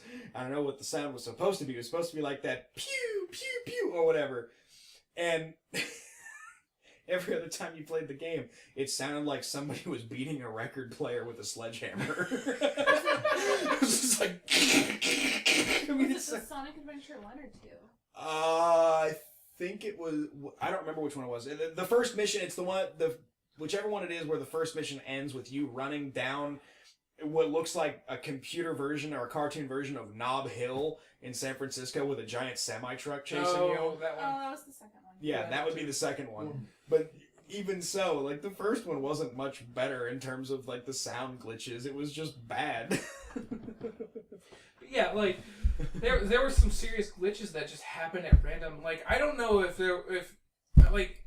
we got really lucky on in my family. Yeah. Where people were talking about how there were glitches all the time and they couldn't really do anything about it. But they still enjoyed it. Every once in a while they would boot it up and there would be a problem. Some people had it worse than others. Apparently you did.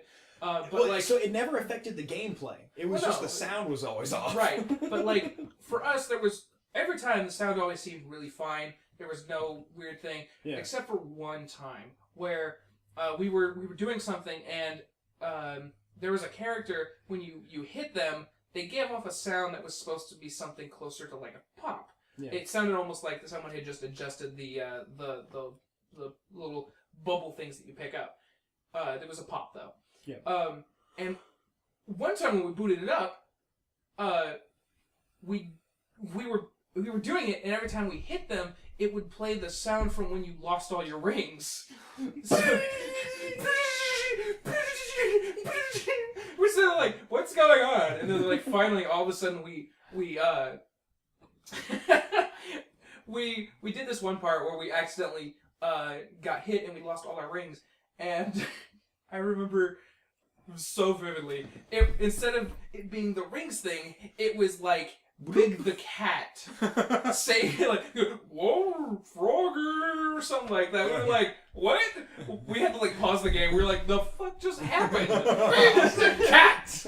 Everyone hates Big the Cat for some reason.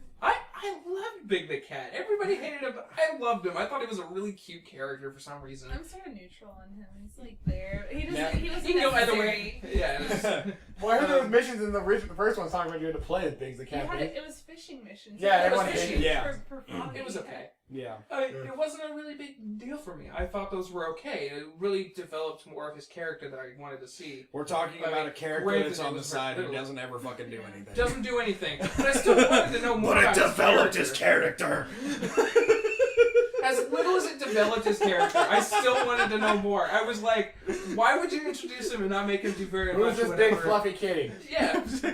So I was like, whatever. Does he want my cheeseburgers? I just thought it was weird that like I thought it was funny that he had to go through all these different things and he didn't care about anything. He just wanted to get to his frog, and for some reason I always continued in Sonic Heroes. I one of the things I remember thinking to myself was, I don't know if he actually does or doesn't realize that he's like destroying all these people just to find his frog. Yeah. Like at one point it felt like to me that he was like, oh, I'm just getting around these people. I'm not actually destroying anyone. So I was like, so he's just oblivious and somehow he's helpful. Okay, that's fine. I'm helping! I was like, okay, whatever. I can deal with that. That's cool. And that's what I liked about him. It's a really stupid reason to like a character, and I did. Hey, don't feel bad. That's totally. So, the whole reason I'm a fan of the Zelda games is because the first one I played the whole way through Ocarina of Time, he had a move that lit shit on fire. I loved it. Yeah, where he just does this thing. He just puts his hand to the ground and big giant fireball. Everything explodes. Do you like favorite part of the time? whole game. Do you want to play on every Nintendo console possible? Well, good for you. Here it is. Yeah, here it goes. And by the way, we're never, ever going to fully remaster it. We're just gonna readjust the controls so you can use it. I was so pissed off. Okay, well, my week. In our week. Yeah, I'm the one who hasn't got here for the week. Well, we did cut yours short. We short. cut your week short. So it's like, yeah, we're talking about the Smash Bros. But again, anything else in development, game-wise, movie-wise, any-wise? That's right. We are supposed to be doing news too. We are supposed to be doing this. We will get well, to this. I think we mixed news in with ours. We've been doing. We have been going for almost 2 hours, and we haven't been touching news. Well, again. Welcome to podcasts. Yeah. Anyway. No new updates. No updates. No, not really. Okay. Well. Yeah. So, for me, my magical 3DS, which I've been just going crazy with, because again, in this world where you're with work, a portable gaming device is amazing. So I don't have any. Yeah. So this week, Majora's Mask came out, or today actually, and I got it. I'm like, yes! And I bought the nice hardcover version of the strategy guide. The problem I'm facing at, it's a very first world problem, is because I also was able to get bought the new 3DS with the C stick on it now, so you can control the camera. Play the song in time backwards. That's actually in the guide I saw. That was like one of the early things that says. But the thing was, it's like, labeled as a cheat code, but it's a legitimate strategy. Yeah. Do I want to really start the game on my 3DS or wait for the new one? Because I have to transfer all my data onto the new 3DS. And that's going to involve the computer. They've done a great video on YouTube to show you how to do it.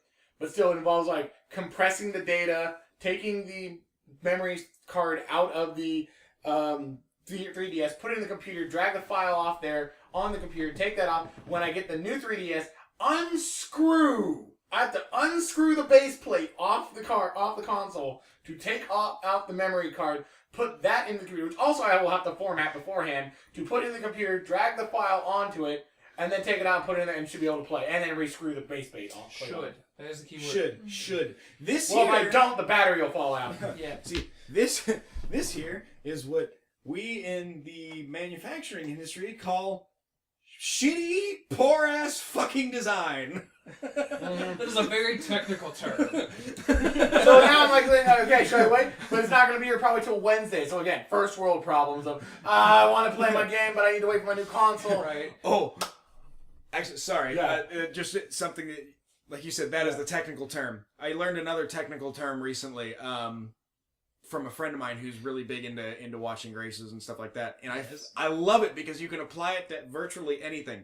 RUD. Right, I gotta know. Rapid unintentional disassembly. It's a fancy way of saying I done broke it. I will have to bookmark that and we'll be using later on.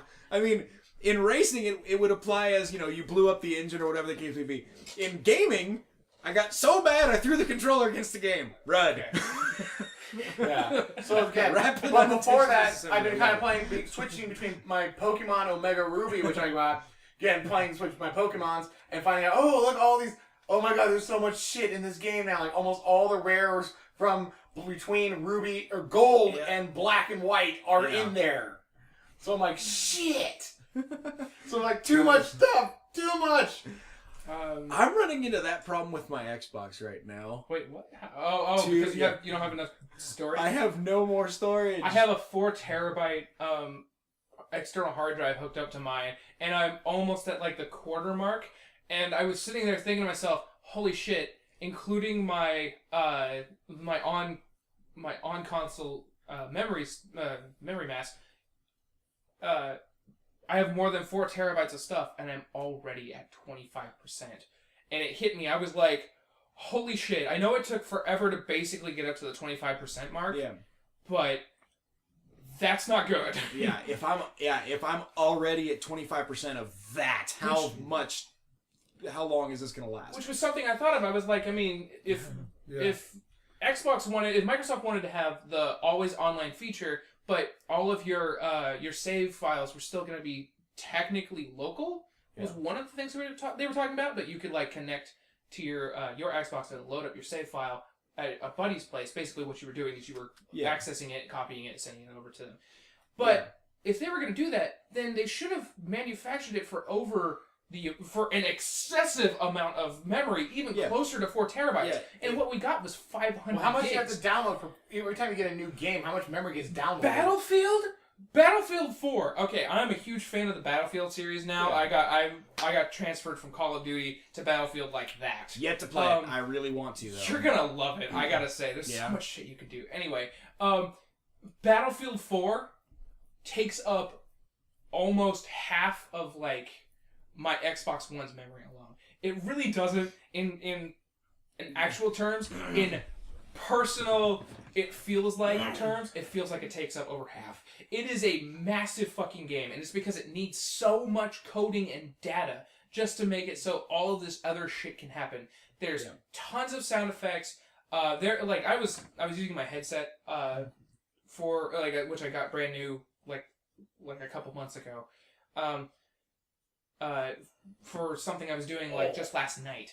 And I noticed how many more sounds I hadn't been hearing just on my TV alone. And I was like, holy shit, these sounds have been here the whole time. There are a lot of different effects you can get at. In the Final Stand section, most of their stuff takes place in like winter and Arctic regions and stuff like that, like mostly like Russia, I think. Mm-hmm. If you sit or stand on like the glaciers and stuff that you can climb onto, you can hear it cracking and crumbling and just kind of having that like movement that you would possibly hear in such a situation.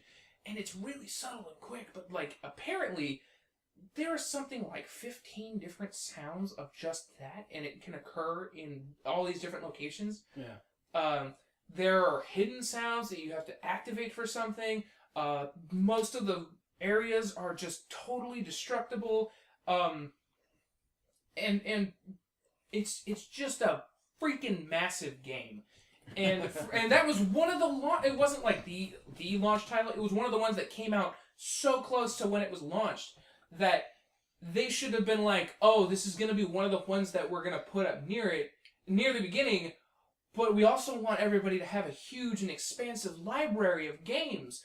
Okay, you wanted us to do that? Why didn't you give us more than 500 gigs? 500 gigs sounds like a lot anyway. But when you have huge, massive games like Battlefield 4, and all of their expansions are this day 40-something gigs. This day and age, Holy 500 shit. gigs is really not that much. Yeah. Yeah. Especially nowadays. Yeah. It amazes me how quickly I fill up just my Xbox One stuff. It got so bad that I went to go install a game, and my Xbox just went, not enough memory, and I was just like, no. And imagine that with this current world where they're trying like, hey, digital gaming. Would you be interested in that? And it's like, now it's like, wait, so the whole game will be on my Xbox? Yeah. But we're going to take a little more space, and it's like, okay, but still, Well, even if you do that, you still have to install the game with a disc version. It takes a little bit less space if you have a disc version, but it's still a lot of crap. Yeah. It's still got to install it. But it's like, when the digital world's like, we're still only have like 500 gigabytes, that's not going to be a lot of games. So think about it, though. With the 360, what was the biggest memory setup you get? 250, right? Yeah. Yeah, so 250. No, I think there was actually, someone got one for like 300. I think it might have been near the end, there was some 300. Maybe some 300. But anyway, the biggest one you could get, like readily available, was 250. Okay, so 250 gigs, you had to try really fucking hard to fill that on a 360. Yeah. But now, so through their planning, and I think what this was just them trying to push the system out as fast as they could. What they probably went was, okay, look at how long it's taking people to fill up a 250 gig memory card or memory set. Cool. Look how long it's taking them to do it. This is what we're talking about doing. Let's double that memory. That should be fine. Right. And it makes sense in theory. Yeah, in theory it makes sense. But then you talk about, all the details, which when you look at the big picture, you miss the fine details.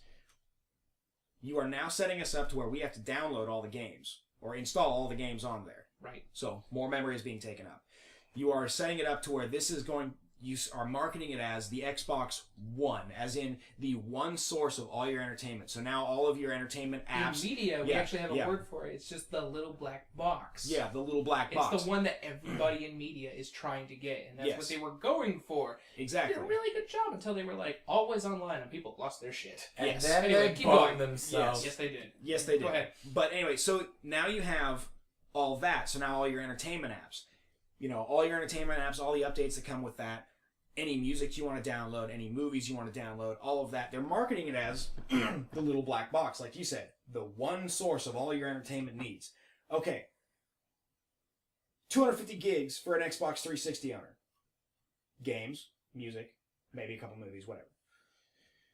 You think about that and how much memory that takes up. Now look throughout that same person's house and all of the entertainment shit they have. Aside from that, 500 gigs is not enough to hold all that.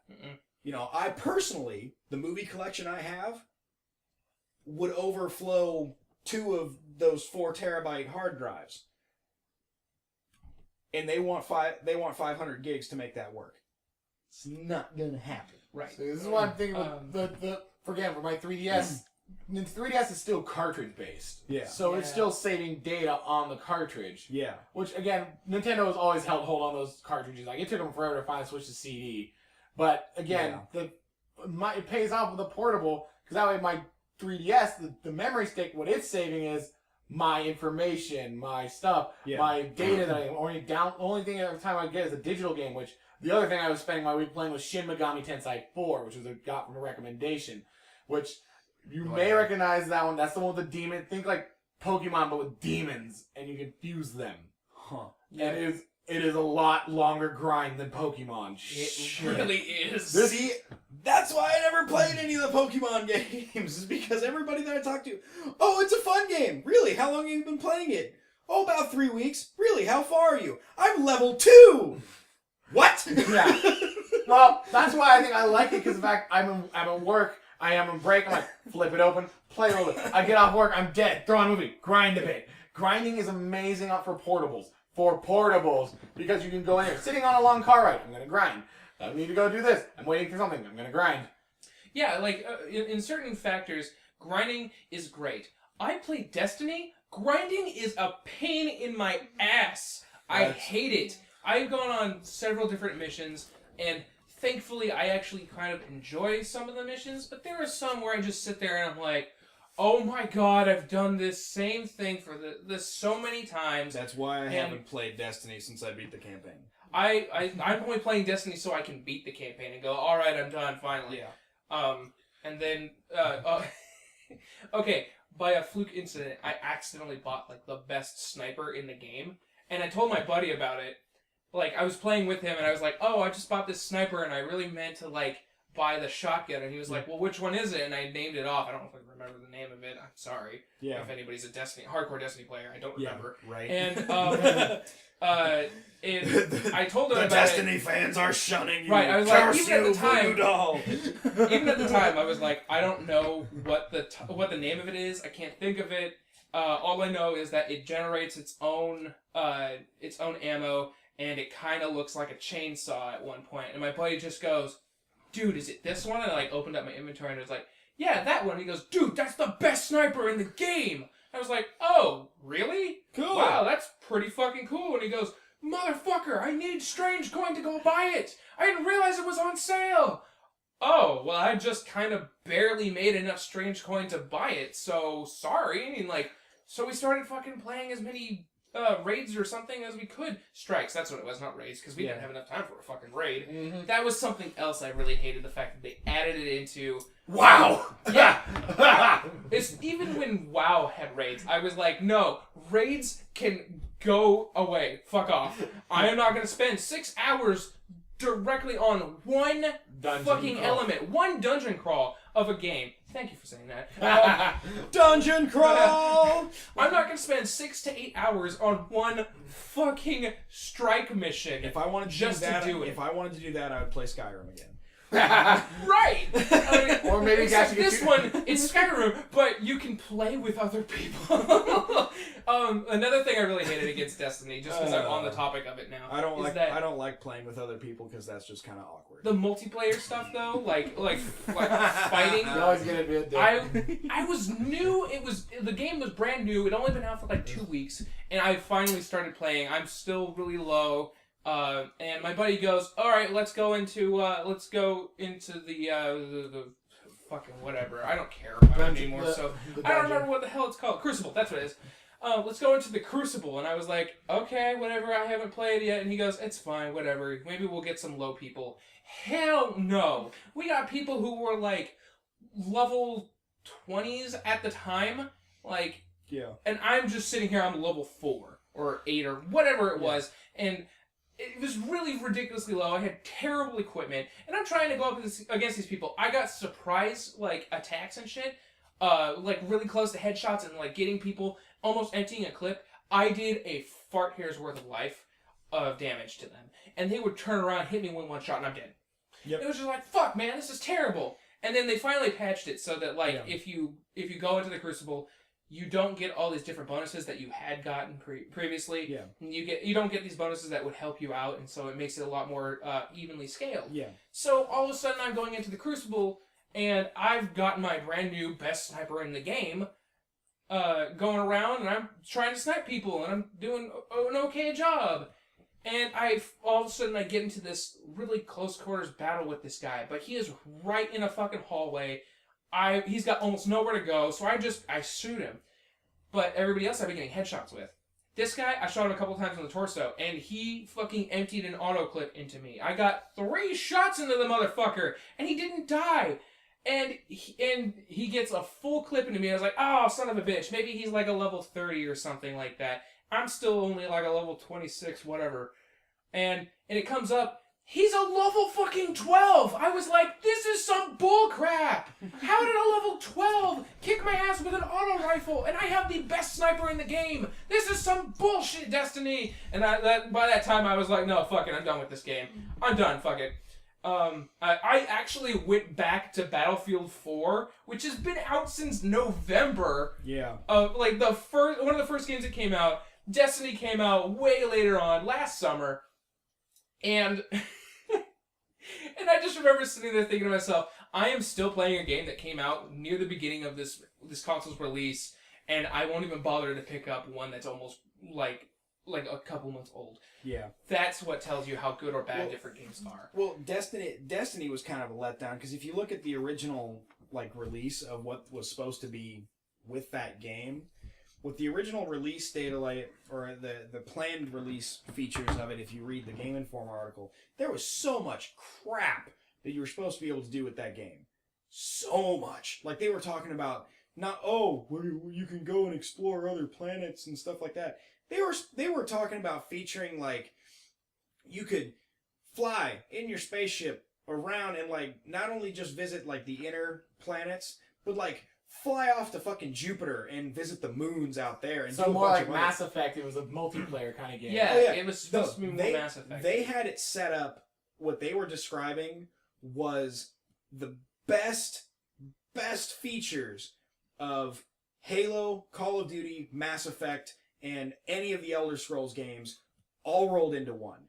It was the best features of all of them rolled into one. And what they were explaining, it was the perfect mix, and it was going to be the perfect, most awesome game ever. And then they released it, and it was none of those things. To borrow something that my coworker actually said to me, they aimed for the stars, they shot the moon. Yeah, exactly. See, that's what set off some alarms in games. It's going to be the craziest game in the world. They overhyped that thing way too much. They really did. Somebody was like, oh, I got to play the beta. Oh, it was so fucking amazing. This game's going to be great. And it held my attention. I didn't get to play the beta. I was off doing other stuff. I got to Comic-Con. Anyway, poor you. Yeah. I got to play the beta, and it was still fun. It was fun. The beta was fun, and it gave everybody a little taste of what's going to be. But that doesn't tell you anything about the final game. The second thing that set off an alarm for me is when I saw them advertising and buying it. It's like, and if you pre-order day one, extended content or DLC, 2 dungeons on day one DLC. I'm like, wait a minute, you motherfuckers! Day one DLC, 2 dungeons essentially for your game. Yeah. So you pretty much had these made, and you cockfuckers just took it out of your game and separated them and slapped price tags on both of them. Basically. That's fishy as fuck. The worst part was, it wasn't even like you actually got them. It was you got a ticket to be technically to be redeemed. It was something that said you already bought it, and so then when it got released, you got it immediately. So that was a big problem. Day one DLC is fishy as hell to me. Oh, yeah, Day 1 edition and DLC. Because that just means you took something out of your game. But anyway, and so to go back to the whole week stuff, now that we're on hour 2. Yeah. Do we? Yeah. The only thing I've had that was for my highlight of the week of something that happened, gaming or not. John and I were hanging out earlier this morning, early this afternoon, and on our way back to my house, we were just walking around. On our way back, this dude who was scalping tickets or something. Scalping tickets? Yeah, I'm pretty sure he was scalping fake tickets because the way he tried to get us to buy these things or even get them were so goddamn fishy that it was just no, there's no way you're giving me these tickets. Tell him what he said for word for word. The guy, I swear to God, says, hey, are you guys interested in going to that thing at the Senator Theater tonight? And I was like, what show? What thing? And he was like, that one show that's going tonight. I was like, what show? The show! And he was like, the show. And I was like, I don't know. And he goes, well, they're sold out, and so you can't really get them. So if you want, I have tickets, and I could give them to you. And I was like, I don't even know what show. Yeah. I don't want to go, then I'm not gonna get them. I'm gonna take them and throw them in the trash. It's like, dude, pull out the fucking ticket, read the little information on it, and tell me what it is. But he wouldn't bother telling me what it was. So I'm sitting there like, okay, what's the show? And he just goes, it's a Senator Theater. It's at the Senator Theater. The show that's going on tonight. And I was like, dude, I have no idea what you're talking about. And come on, and he was like, come on, you guys know what's going on. You're just really psyched about it, right? You're psyched about going to a show tonight, but you might still haven't bought tickets or something like that. And I was like, no. And he goes, well, you can't get them because they're sold out now. And I was like, well, I don't even know what show it is. And he goes, I swear to God, the next words he said were, oh, that's probably because they thought you would be bummed out as soon as they told you what it was. And because they're sold out, they knew you would be sad or upset, so they didn't tell you. And I was like, it was like no one told me anything. What? I don't know what show you're talking about. I don't know who's playing, if there's even a show tonight. Dude. I don't know. I want to know what the fucking show is. I'm like this close from yelling at the guy, tell me what the shows are, or get the fuck out of here. It was like a really bad Abbott and Costello bit. Dude, yeah. the like, next I words was out like of your thinking to mouth. myself, what could he be? Is he possibly a scalper or a scammer or something? And then like the thought crossed my mind. I was like, maybe he's a police officer under a secret sting or something. And that was really hoping, like, I thought of both extremes and hoping for one or the other. But I was never going to find out because this guy was so fucking terrible at it. Dude, and the very next words out of your mouth, I shit you not, the very next words out of your mouth at that point should have been, dude, what are you smoking? I want some. And I want to say, what are you? If you're trying to sell me drugs, just sell me drugs. Shut the fuck up. Leave me alone. As we were walking away and John and I were talking about it, I thought to myself, I was like, damn, I should have said something along the lines of like, dude, are you trying to sell me tickets to like a donkey show or something? And just to really throw him off and be like, what? No. A donkey show? Dude, what the fuck are you trying to do? And then like it's like get progressively louder, like yelling to people. This is all downtown, by the way. There are people like across the street at a big restaurant all eating outside.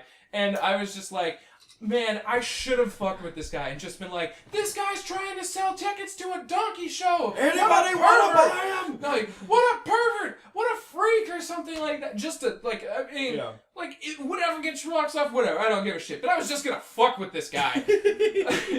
Just because this guy was just clearly trying to scam people. And I really hope no one fell for his shit.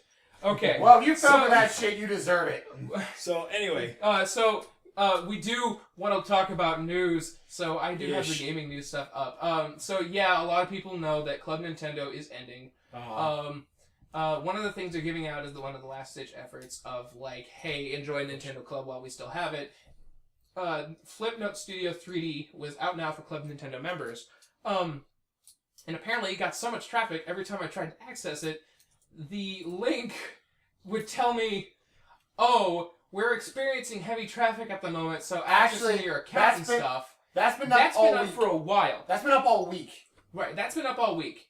Probably because everybody knows that Club Nintendo is getting out of hand, and it's going to be gone, so people are freaking out about it. But earlier today, when I checked on it, it also came up with another notice that said this page is experiencing high levels of traffic, so for the time being, we're going to relocate you to this page, was essentially what I got. And I was like, what?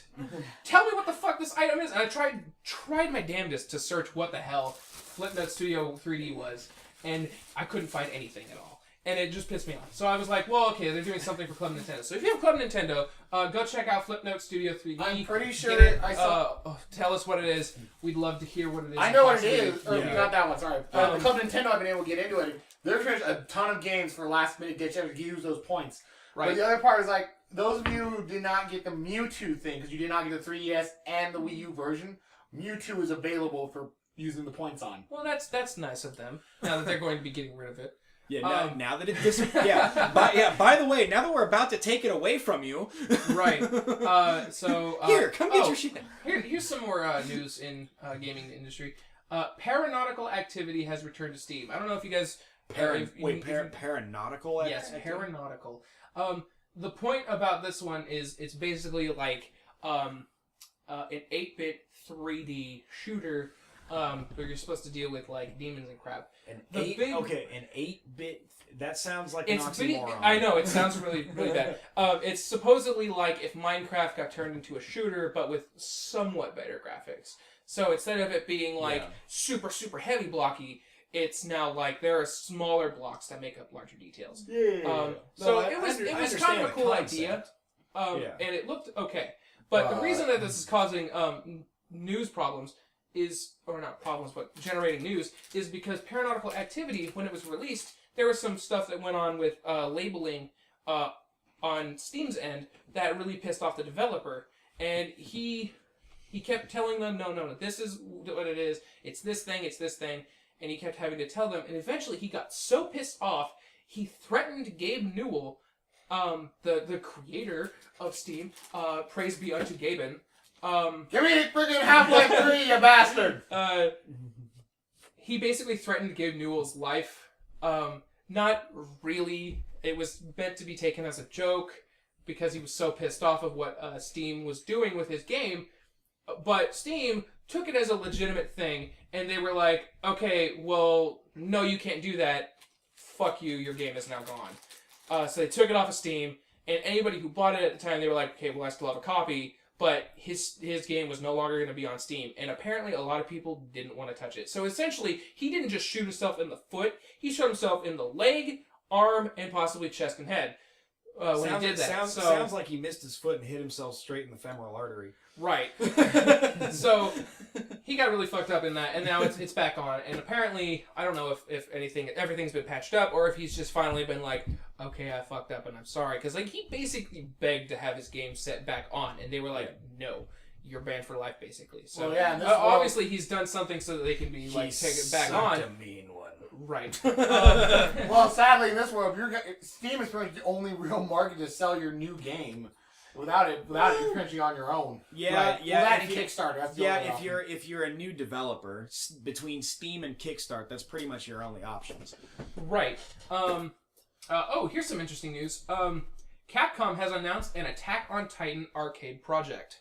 Won't come to America. It probably won't come to America. That's what people were saying about the Godzilla game. They were talking about that, and that's coming to America.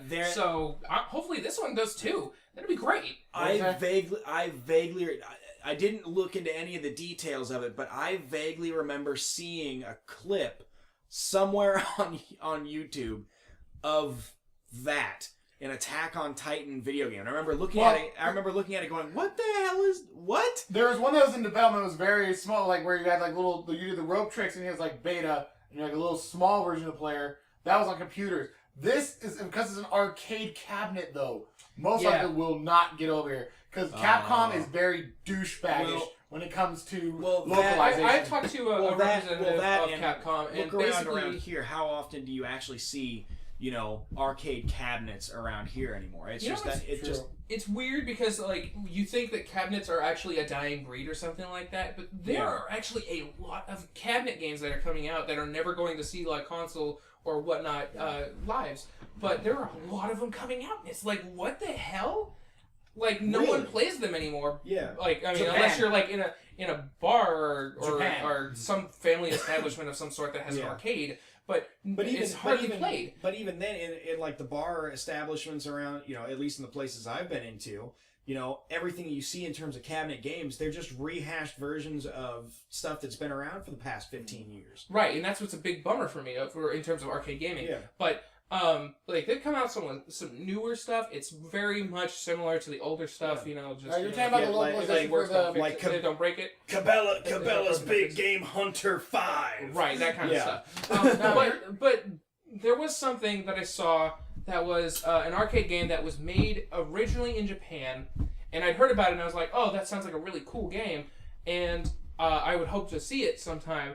And I went over to Colorado for our buddy's wedding last year, and or 2 years ago or something like that, and all of a sudden I walked into the 1-Up, which was like a big highlight of my trip. I was like, I gotta go to the 1-Up bar, yay! And I went in, and lo and behold, there's an American version of it, and I was like, whoa! Holy shit, when did this get here?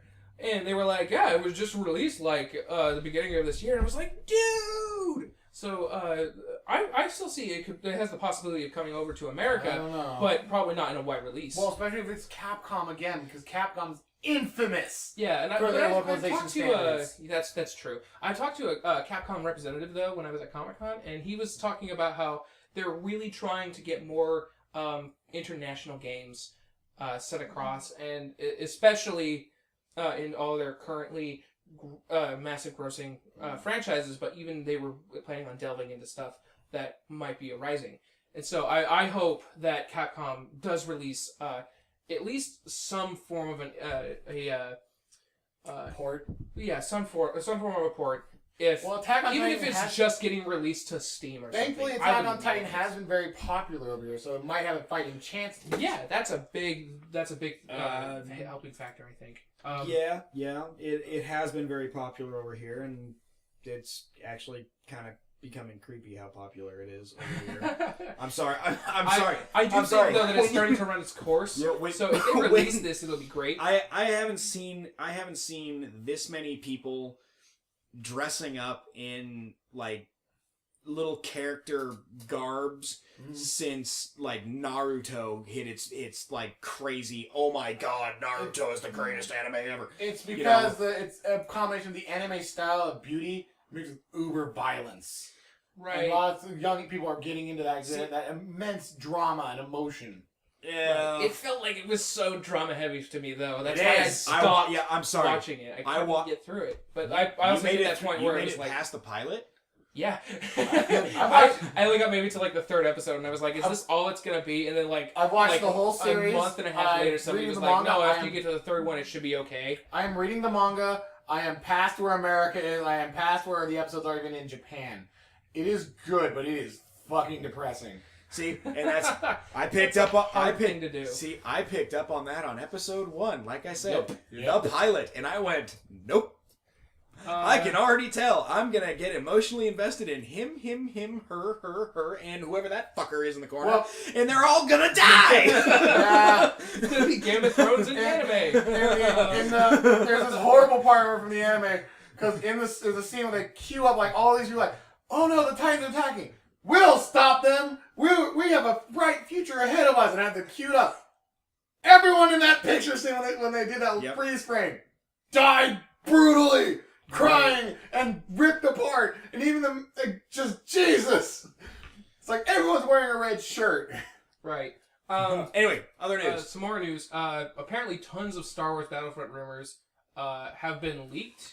Another Battlefront? Well, hell yeah! This Battlefront has been in development for a while. Well, with LucasArts closing its doors, the only one behind it now is EA. So, but it's got a lot of the people who are working on Battlefield, which makes me super fucking excited. I was like, damn right, Battlefield style Star Wars Battlefront. I got super excited and was just like, just from Steam being like, hey, we have Star Wars Battlefront too. I was like, fuck yeah, I'm gonna play the shit out of that game. Then all of a sudden, Star Wars Battlefront got like announced for this, and they were like, yeah, and it's also through EA, and it's basically gonna be Star Wars Battlefield. And I was like, yes, this is gonna be amazing.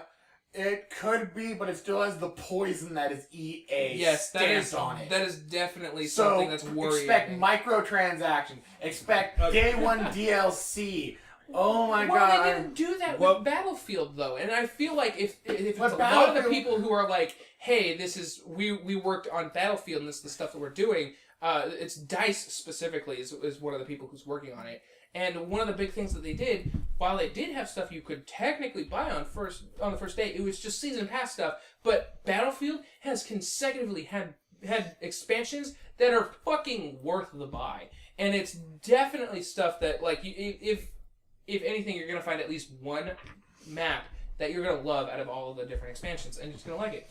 So when I heard Battlefront was gonna be done in the same style, I was like, fuck yeah, this is gonna be great! And I'm hoping for the best. I'm probably gonna get shot down, but whatever. So apparently the story of Star Wars Battlefront's campaign will span pretty much the entire Star Wars saga. So that's gonna be pretty fucking neat, in my opinion. Do you like to play as a droid? Probably. I mean, you got to play as a droid in number 2. Well, the whole thing about Battlefront is that you play throughout the main battles of the series or whatever the case may be, and you play as a class or whatever with whoever's involved in the battle, whether it's droids or clones or Jedi or Sith or whatever the case may be, or Rebel, whatever the case may be. So. Droids. Yeah. Star Wars Battlefront will feature segments in which you play as both the good guys from the old Republic, Rebellion, and Republic characters, Sweet, and bad guys who are Separatists and the Empire. Sweet. It was specifically stated that there will be a small portion of prequel trilogy content.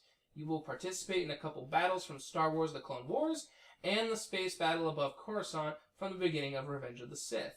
Huh.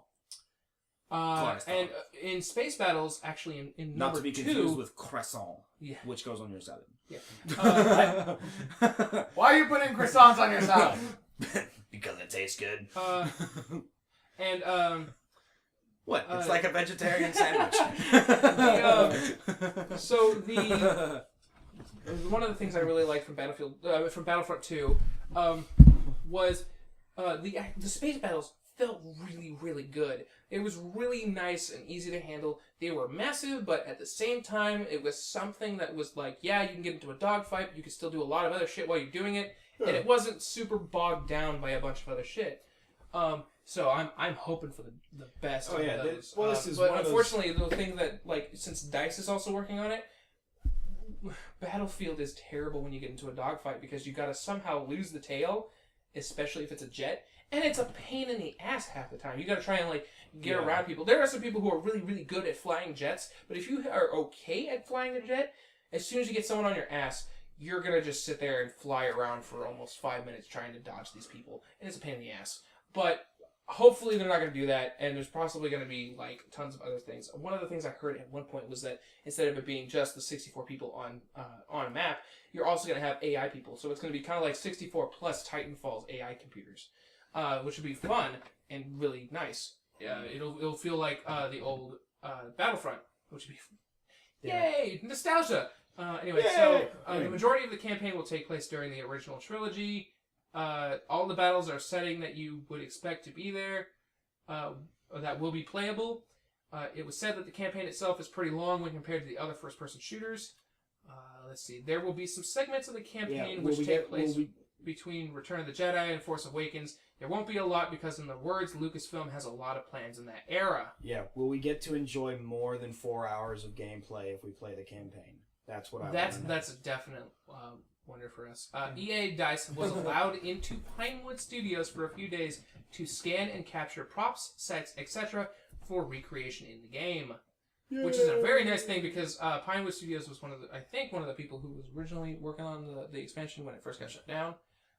Which means there's going to be a lot of new updates and stuff, but it's still going to have original ideas that they were flowing around with, which, according to people, was going to be a fucking great item. The scale of multiplayer is going to be absolutely massive, with up to 64 players participating on each side, which is something that Battlefield 4 and Battlefield Hardline has been pushing hard, just because they're like, yeah, 64-player combat, fucking enjoy it. Yeah. Let's make this shit happen. Right. So. That's how you get, like, true full-on all-scale war against, you can get 2 rivaling clans or 2 rivaling groups of people in all-out war against each other. And then you have, in an 8v8, you have the problem of, you have everyone's on an average skill level. So it's, the guy at the bottom of the totem pole, that's where he's going to stay. Right. In 64 PvP, suddenly now you actually have a chance. Even if it's a fucking fluke chance. Oh, I shot the dude in the back because he was busy dealing with 3 other people. I don't care. I got the point. Right. Okay, last section of the campaign takes place before and during the opening segments of The Force Awakens, which is the new one. Don't expect anything too revealing because the game is expected to ship out about a month before the movie releases.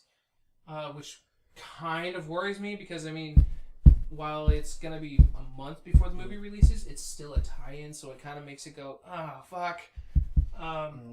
See, I was waiting for that hand to drop. I knew that this was they're gonna try and release it right around the same time as the movie, right? And they're gonna try and use the movie's hype to market this, and it's hopefully they're not gonna do the. I was just hoping. It seems here that they're not going to do this, but I was just hoping that they were not going to do something where it was like, oh, and we have a special tie-in with the movie, so that you're basically also gonna go through the movie stuff too. Oh, fucking dandy. Well, see, that's not what I'm worried about. What I'm worried about is, you get games that are based in a movie's universe. They use the movie to sell the game. They base all the hype for the video game off the hype that exists for the movie, and then the game ends up sucking. That's my concern. I mean, and I'm sorry, I look forward. I want this game to work out as well, but that's like my concern is that they're going to try and just use that as a marketing ploy. There will be a hero system in place where you play, where as you play, you accumulate points that you can eventually cash into play as a hero character.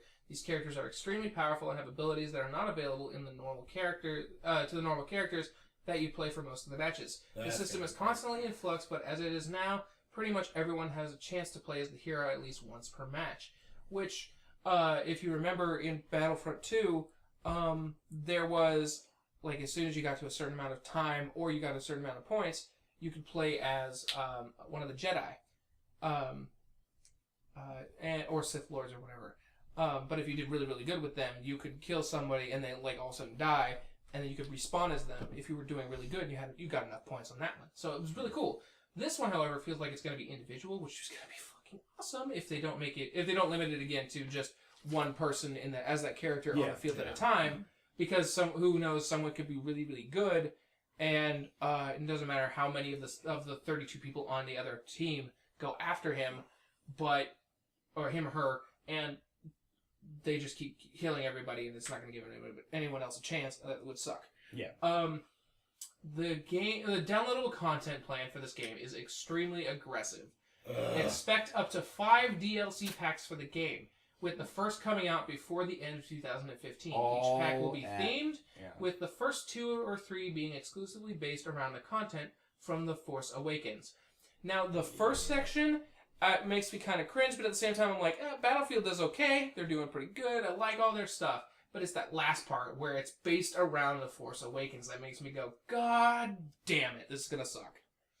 Yeah, but at the same time, they're saying there should be 5. How big are these 5 downloads? That's another, That's seeing how Battlefield 4 is just massive.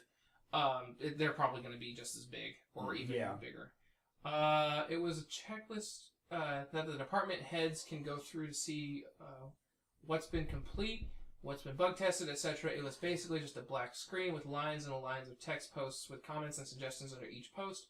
What was most interesting is what was listed. This particular screen I saw for listing post maps for the multiplayer mode. There was a lot of stuff that you'd expect to see in a game, like Hoth, Endor, Alderaan, Coruscant, Yavin. Hoth was from episode 5, Endor episode 6, and Yavin episode 4. Like I said, nothing major, except for the listing that I saw. Tatooine episode 1, Tatooine episode 4, and Tatooine episode 7. Now, I know that's not concrete evidence that the desert planet from The Force Awakens is Tatooine, but I thought it was interesting because I know there was some debate around that subject. Which, I mean, let's face it, if you're going to be in the Star Wars universe and you have a desert planet, it's probably fucking Tatooine. Yep. Just because that's the one they've used all the fucking time. Right. There are plenty of other leaks and rumors that are going around, especially just on this list that I haven't named. I want to know what are some of the things that everybody else is really upset or liking. So please leave that in the comments or even email us if you like. I'll put a link in the description for you to email. Yay! Whoosh! Shameless self-promotion. Yay, shameless self-promotion. Apparently, every PlayStation game has been confirmed for 2015 so far. Every PlayStation Every game. No, I'm just kidding. Every PlayStation game confirmed for 2015 so far. It's just an updated list that they have. So Eterno Blade, Apotheon. Seriously, we gotta stop making these weird ass sounding names. Atelier Ayesha Plus. I gotta read some of these. Holy shit! Best of arcade games for the PS3 and PS Vita. Holy shit! Vita. Citizens of Vita, Earth. Vita, same difference. No. Citizens of Earth, Chivalry, Medieval Warfare is getting ported to the PS3. No, it's not gonna be good. What's PC that? only. Criminal Girls, invite only. What? I have no What idea. is that? Oh, that one. No, I've heard of that Girls? one. Criminal Girls, invite only is a premise of like you're a girl that was badass and all that, and you got sent to hell. When you go to hell and you're in prison, and your job essentially is like you work for the prison is to rehabilitate these other bitches to be better. And it's like it's like a fight. I can't remember the whole story I heard about it. But again, it's going to be really good. Here's something I like. Duke Nukem 3D Megaton Edition is getting ported to the PS3 and PS Vita. I am a huge Duke Nukem fan, and I don't care if everybody wanted to shit on him or not. I liked what he was for what he was actually supposed to be, not what everybody hoped he would be. I think there are some fans and friends that I have that are PS3 that didn't get to play any of the stuff, or like they don't have a PC even, and they would probably love playing it on the PS3. So hopefully that will be great for them and not suck. Dying Light, of course, Evolve, Fat Princess Piece of Cake. They're just trying their hardest to make the PS Vita, iOS, and Android. Fat Princess was like a little game on the download for PS3 and Vita. And it was just a little fun game, but the problem is they've been trying so hard to make it more than that. They want to make it almost like a Sackboy level of like icon stuff. Okay. They never will be. All right, Game of Thrones Episode 2, The Lost Lords is going to be coming up PS4 and PS3 also. Grim Fandango Remastered is getting sent to the PS4 and PS Vita. Yep. That'd be cool. Hyperdimension Neptunia Rebirth 2 Sisters Generation. I saw something on... Too many words. How do you is 5 different words plus a number. You're hitting Street Fighter territory of ridiculousness. Okay, so how do you explain that? Okay, from what I saw of this game, it's also, I think it's already available on Steam, or it's going to be available soon. It's a remake or something of some sort of another game, and it's kind of like... I don't even remember what it's actually. That's like it looks okay. That's like all those metal bands that you like to make fun of people who listen to metal for. That's it. You know it. Like you said, there's just too many words in that. That's like I said, that metal band's like a angry werewolf who yells at the sun while screaming blood or something like that. It's like, right. Really? Let's see. Ironclad Tactics, Joe Danger 2, the movie. I don't fucking know what the hell that is. Kick and Fennec. I don't know. Kick and Fennec. That No sounds idea. weird. I don't know that one. Sounds familiar. I don't know. We'll probably learn about it later. King Oddball. Life is Strange Episode 1. Life is Strange Episode 1. Sorry, this is I've heard that's like an angsty teenager kind of... Okay, That's what I've heard. Okay, so I watched like 20 minutes of gameplay. Jacksepticeye played it. Mm-hmm. And he did the whole episode 1 in one sitting on his show or on his channel, but I watched like 20 minutes, maybe half an hour of it, and it's fucking terrible. It's teen drama bullshit. No, if you're into that, you'll like it. But... the teen drama bullshit isn't what makes the game terrible. The teen drama bullshit, you know, if it at least fit the story, which it actually does, actually works. But what doesn't work with the game is, sorry, spoilers. What doesn't work with the game, at least from what I saw, is the character's attitude changes way too fucking fast. Do they feel almost bipolar? No, but when I say way too fucking fast, not like teenager, like, okay, so the concept of the game, like I said, spoiler alert. You play as a photographer, teenage, or actually not even a teenager, she's 18. It's a private academy that she's at, who's a photographer, and she learns that she has the ability to control time, which is, okay, already we're at a decent concept at least. But the way she discovers that she has the ability to control time, she's freaking out about it, she has no idea what's going on, blah, blah, blah, blah, blah, blah. Literally 30 seconds after she realizes that she has the ability to control time, suddenly she's a pro at it and she's totally cool with it. Okay. Totally the character cool with development is really, really Yeah, bad. and then 10 minutes later, she's freaking out again. I can control. How did I do that? Well, obviously you did it 5 times already, so. Monopoly plus Monopoly Deal. A Monopoly game? 2 Monopoly games. 2? What? Yes. I think Monopoly Deal is like a card game Uno style thing. And then Monopoly Plus is like them trying to add Monopoly to a console game. Again, that didn't work very well for Sega Genesis. That didn't work very well for what was it, 360 or the Xbox or something or whatever. Stop doing it. Didn't McDonald's, when they did their whole Monopoly thing, try to actually market a Monopoly game for the 360? Yes, I think so. Yeah. It was not good. Yeah.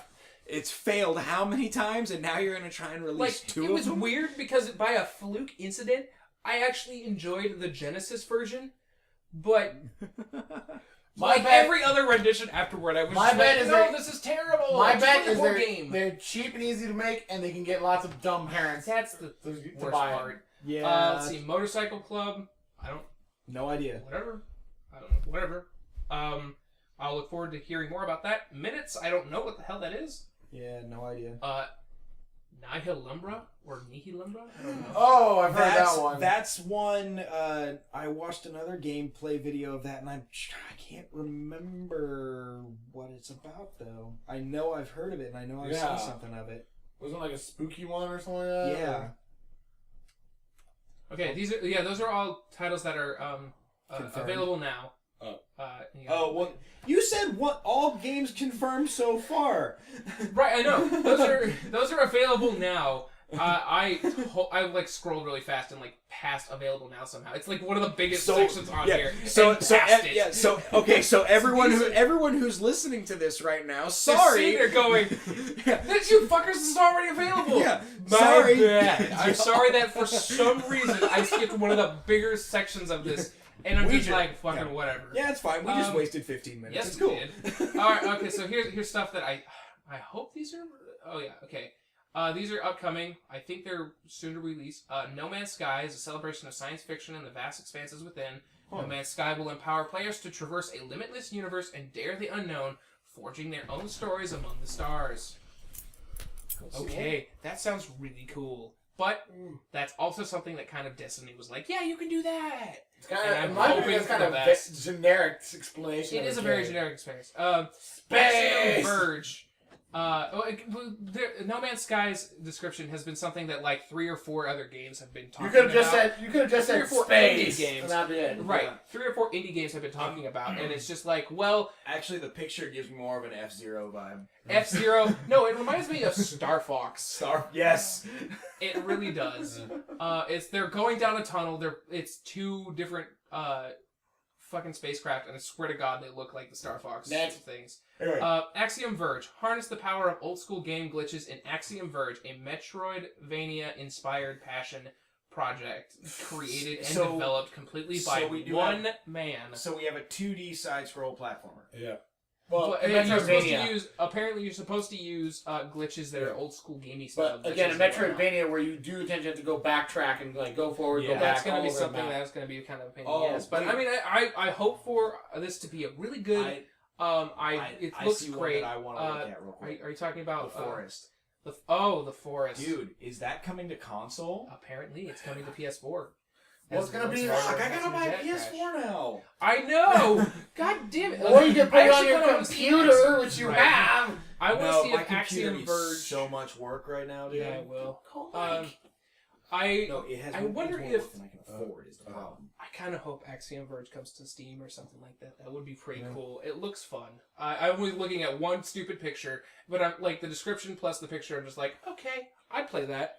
Hotline Miami 2. I didn't play Hotline Miami 1. A lot of people liked it. But whatever. That and I'm kind of that, and when it comes to PC gamers, I know I'm going to offend a lot of people when I say this. I kind of have a vendetta against gaming on a PC, specifically because most of the people that I've talked to who are PC gamers, Incoming PC Master Race comments. Yes, if most of the people that I've talked to who are PC gamers, if you tell them, "Oh yeah, I play Xbox," no, you play on a console. You don't know what gaming really is. Yeah. Fuck those you. guys. Fuck them. I don't say that. What I do say is, sadly, with the console, a lot of times, like games like The Forest, games like Minecraft, won't be at their best for the console a lot of times because the updates won't come fast enough for them. And like even the Minecraft one, like Minecraft on the console, still isn't up to date to like the computers. Salt and Sanctuary. Invoking some serious Minecraft was a shitty opportunity for console anyway, because the way the game is actually developed was for keyboard and for people to constantly mod it. And now you have a perma vanilla. It's like, well, what about my awesome mods I love? I am a huge Minecraft guy. The article's fucking huge. Back out. We're going to have to talk about this on the next podcast. Yeah. This is like, there's some cool stuff on here. Yakuza 5 is one of the ones I just saw. That's one that's supposedly Capcom or whoever was developing finally said, you know what, fine, here America, you can have your Yakuza game. After we've been begging for it. People have talked about the Yakuza game. People have said it's fucking amazing. And I'm just like, oh, that'd be great, but I've never had the chance to play that. If Yakuza, like, there are some fucking games on here where I'm like, you know what, I might get a PS3. If I can afford it, I will get a PS3. Oh yeah. I swear to God, one of us are going to play on the list of games that maybe people are giving up on and say is never going to come to the West, Phantasy Star Online's on that list. Yeah, it is. Yeah, I haven't played any of them since the first one that came out on the Dreamcast, which was really fun. I really did enjoy it, but all the other ones that I've seen, they just look like WoW wannabes. Yeah, basically. Right. Okay. So we're gonna have to definitely come back onto here. Hey, I just found the Godzilla game. Yay! Okay. So we're gonna have to come back to this one another time. I'm gonna save this one. It is it is currently 10:37 where we are, and we've been going for like 2.5 hours. So I'm gonna have to cut it there. Hope you enjoyed the inaugural podcast for Skip Gaming. Yeah. Yay! I apologize on behalf of all of us for the severe lack of organization to this. It's our first one! Relax, please. We also go on a lot of tangents and whatnot, so it's very... We might get that under control, hopefully. Hopefully. I don't plan on it. I need to go back on my medication. Yeah. Alright. Whiskey's not a medication! But beer is! Bye-bye! Bye from Skip Gaming.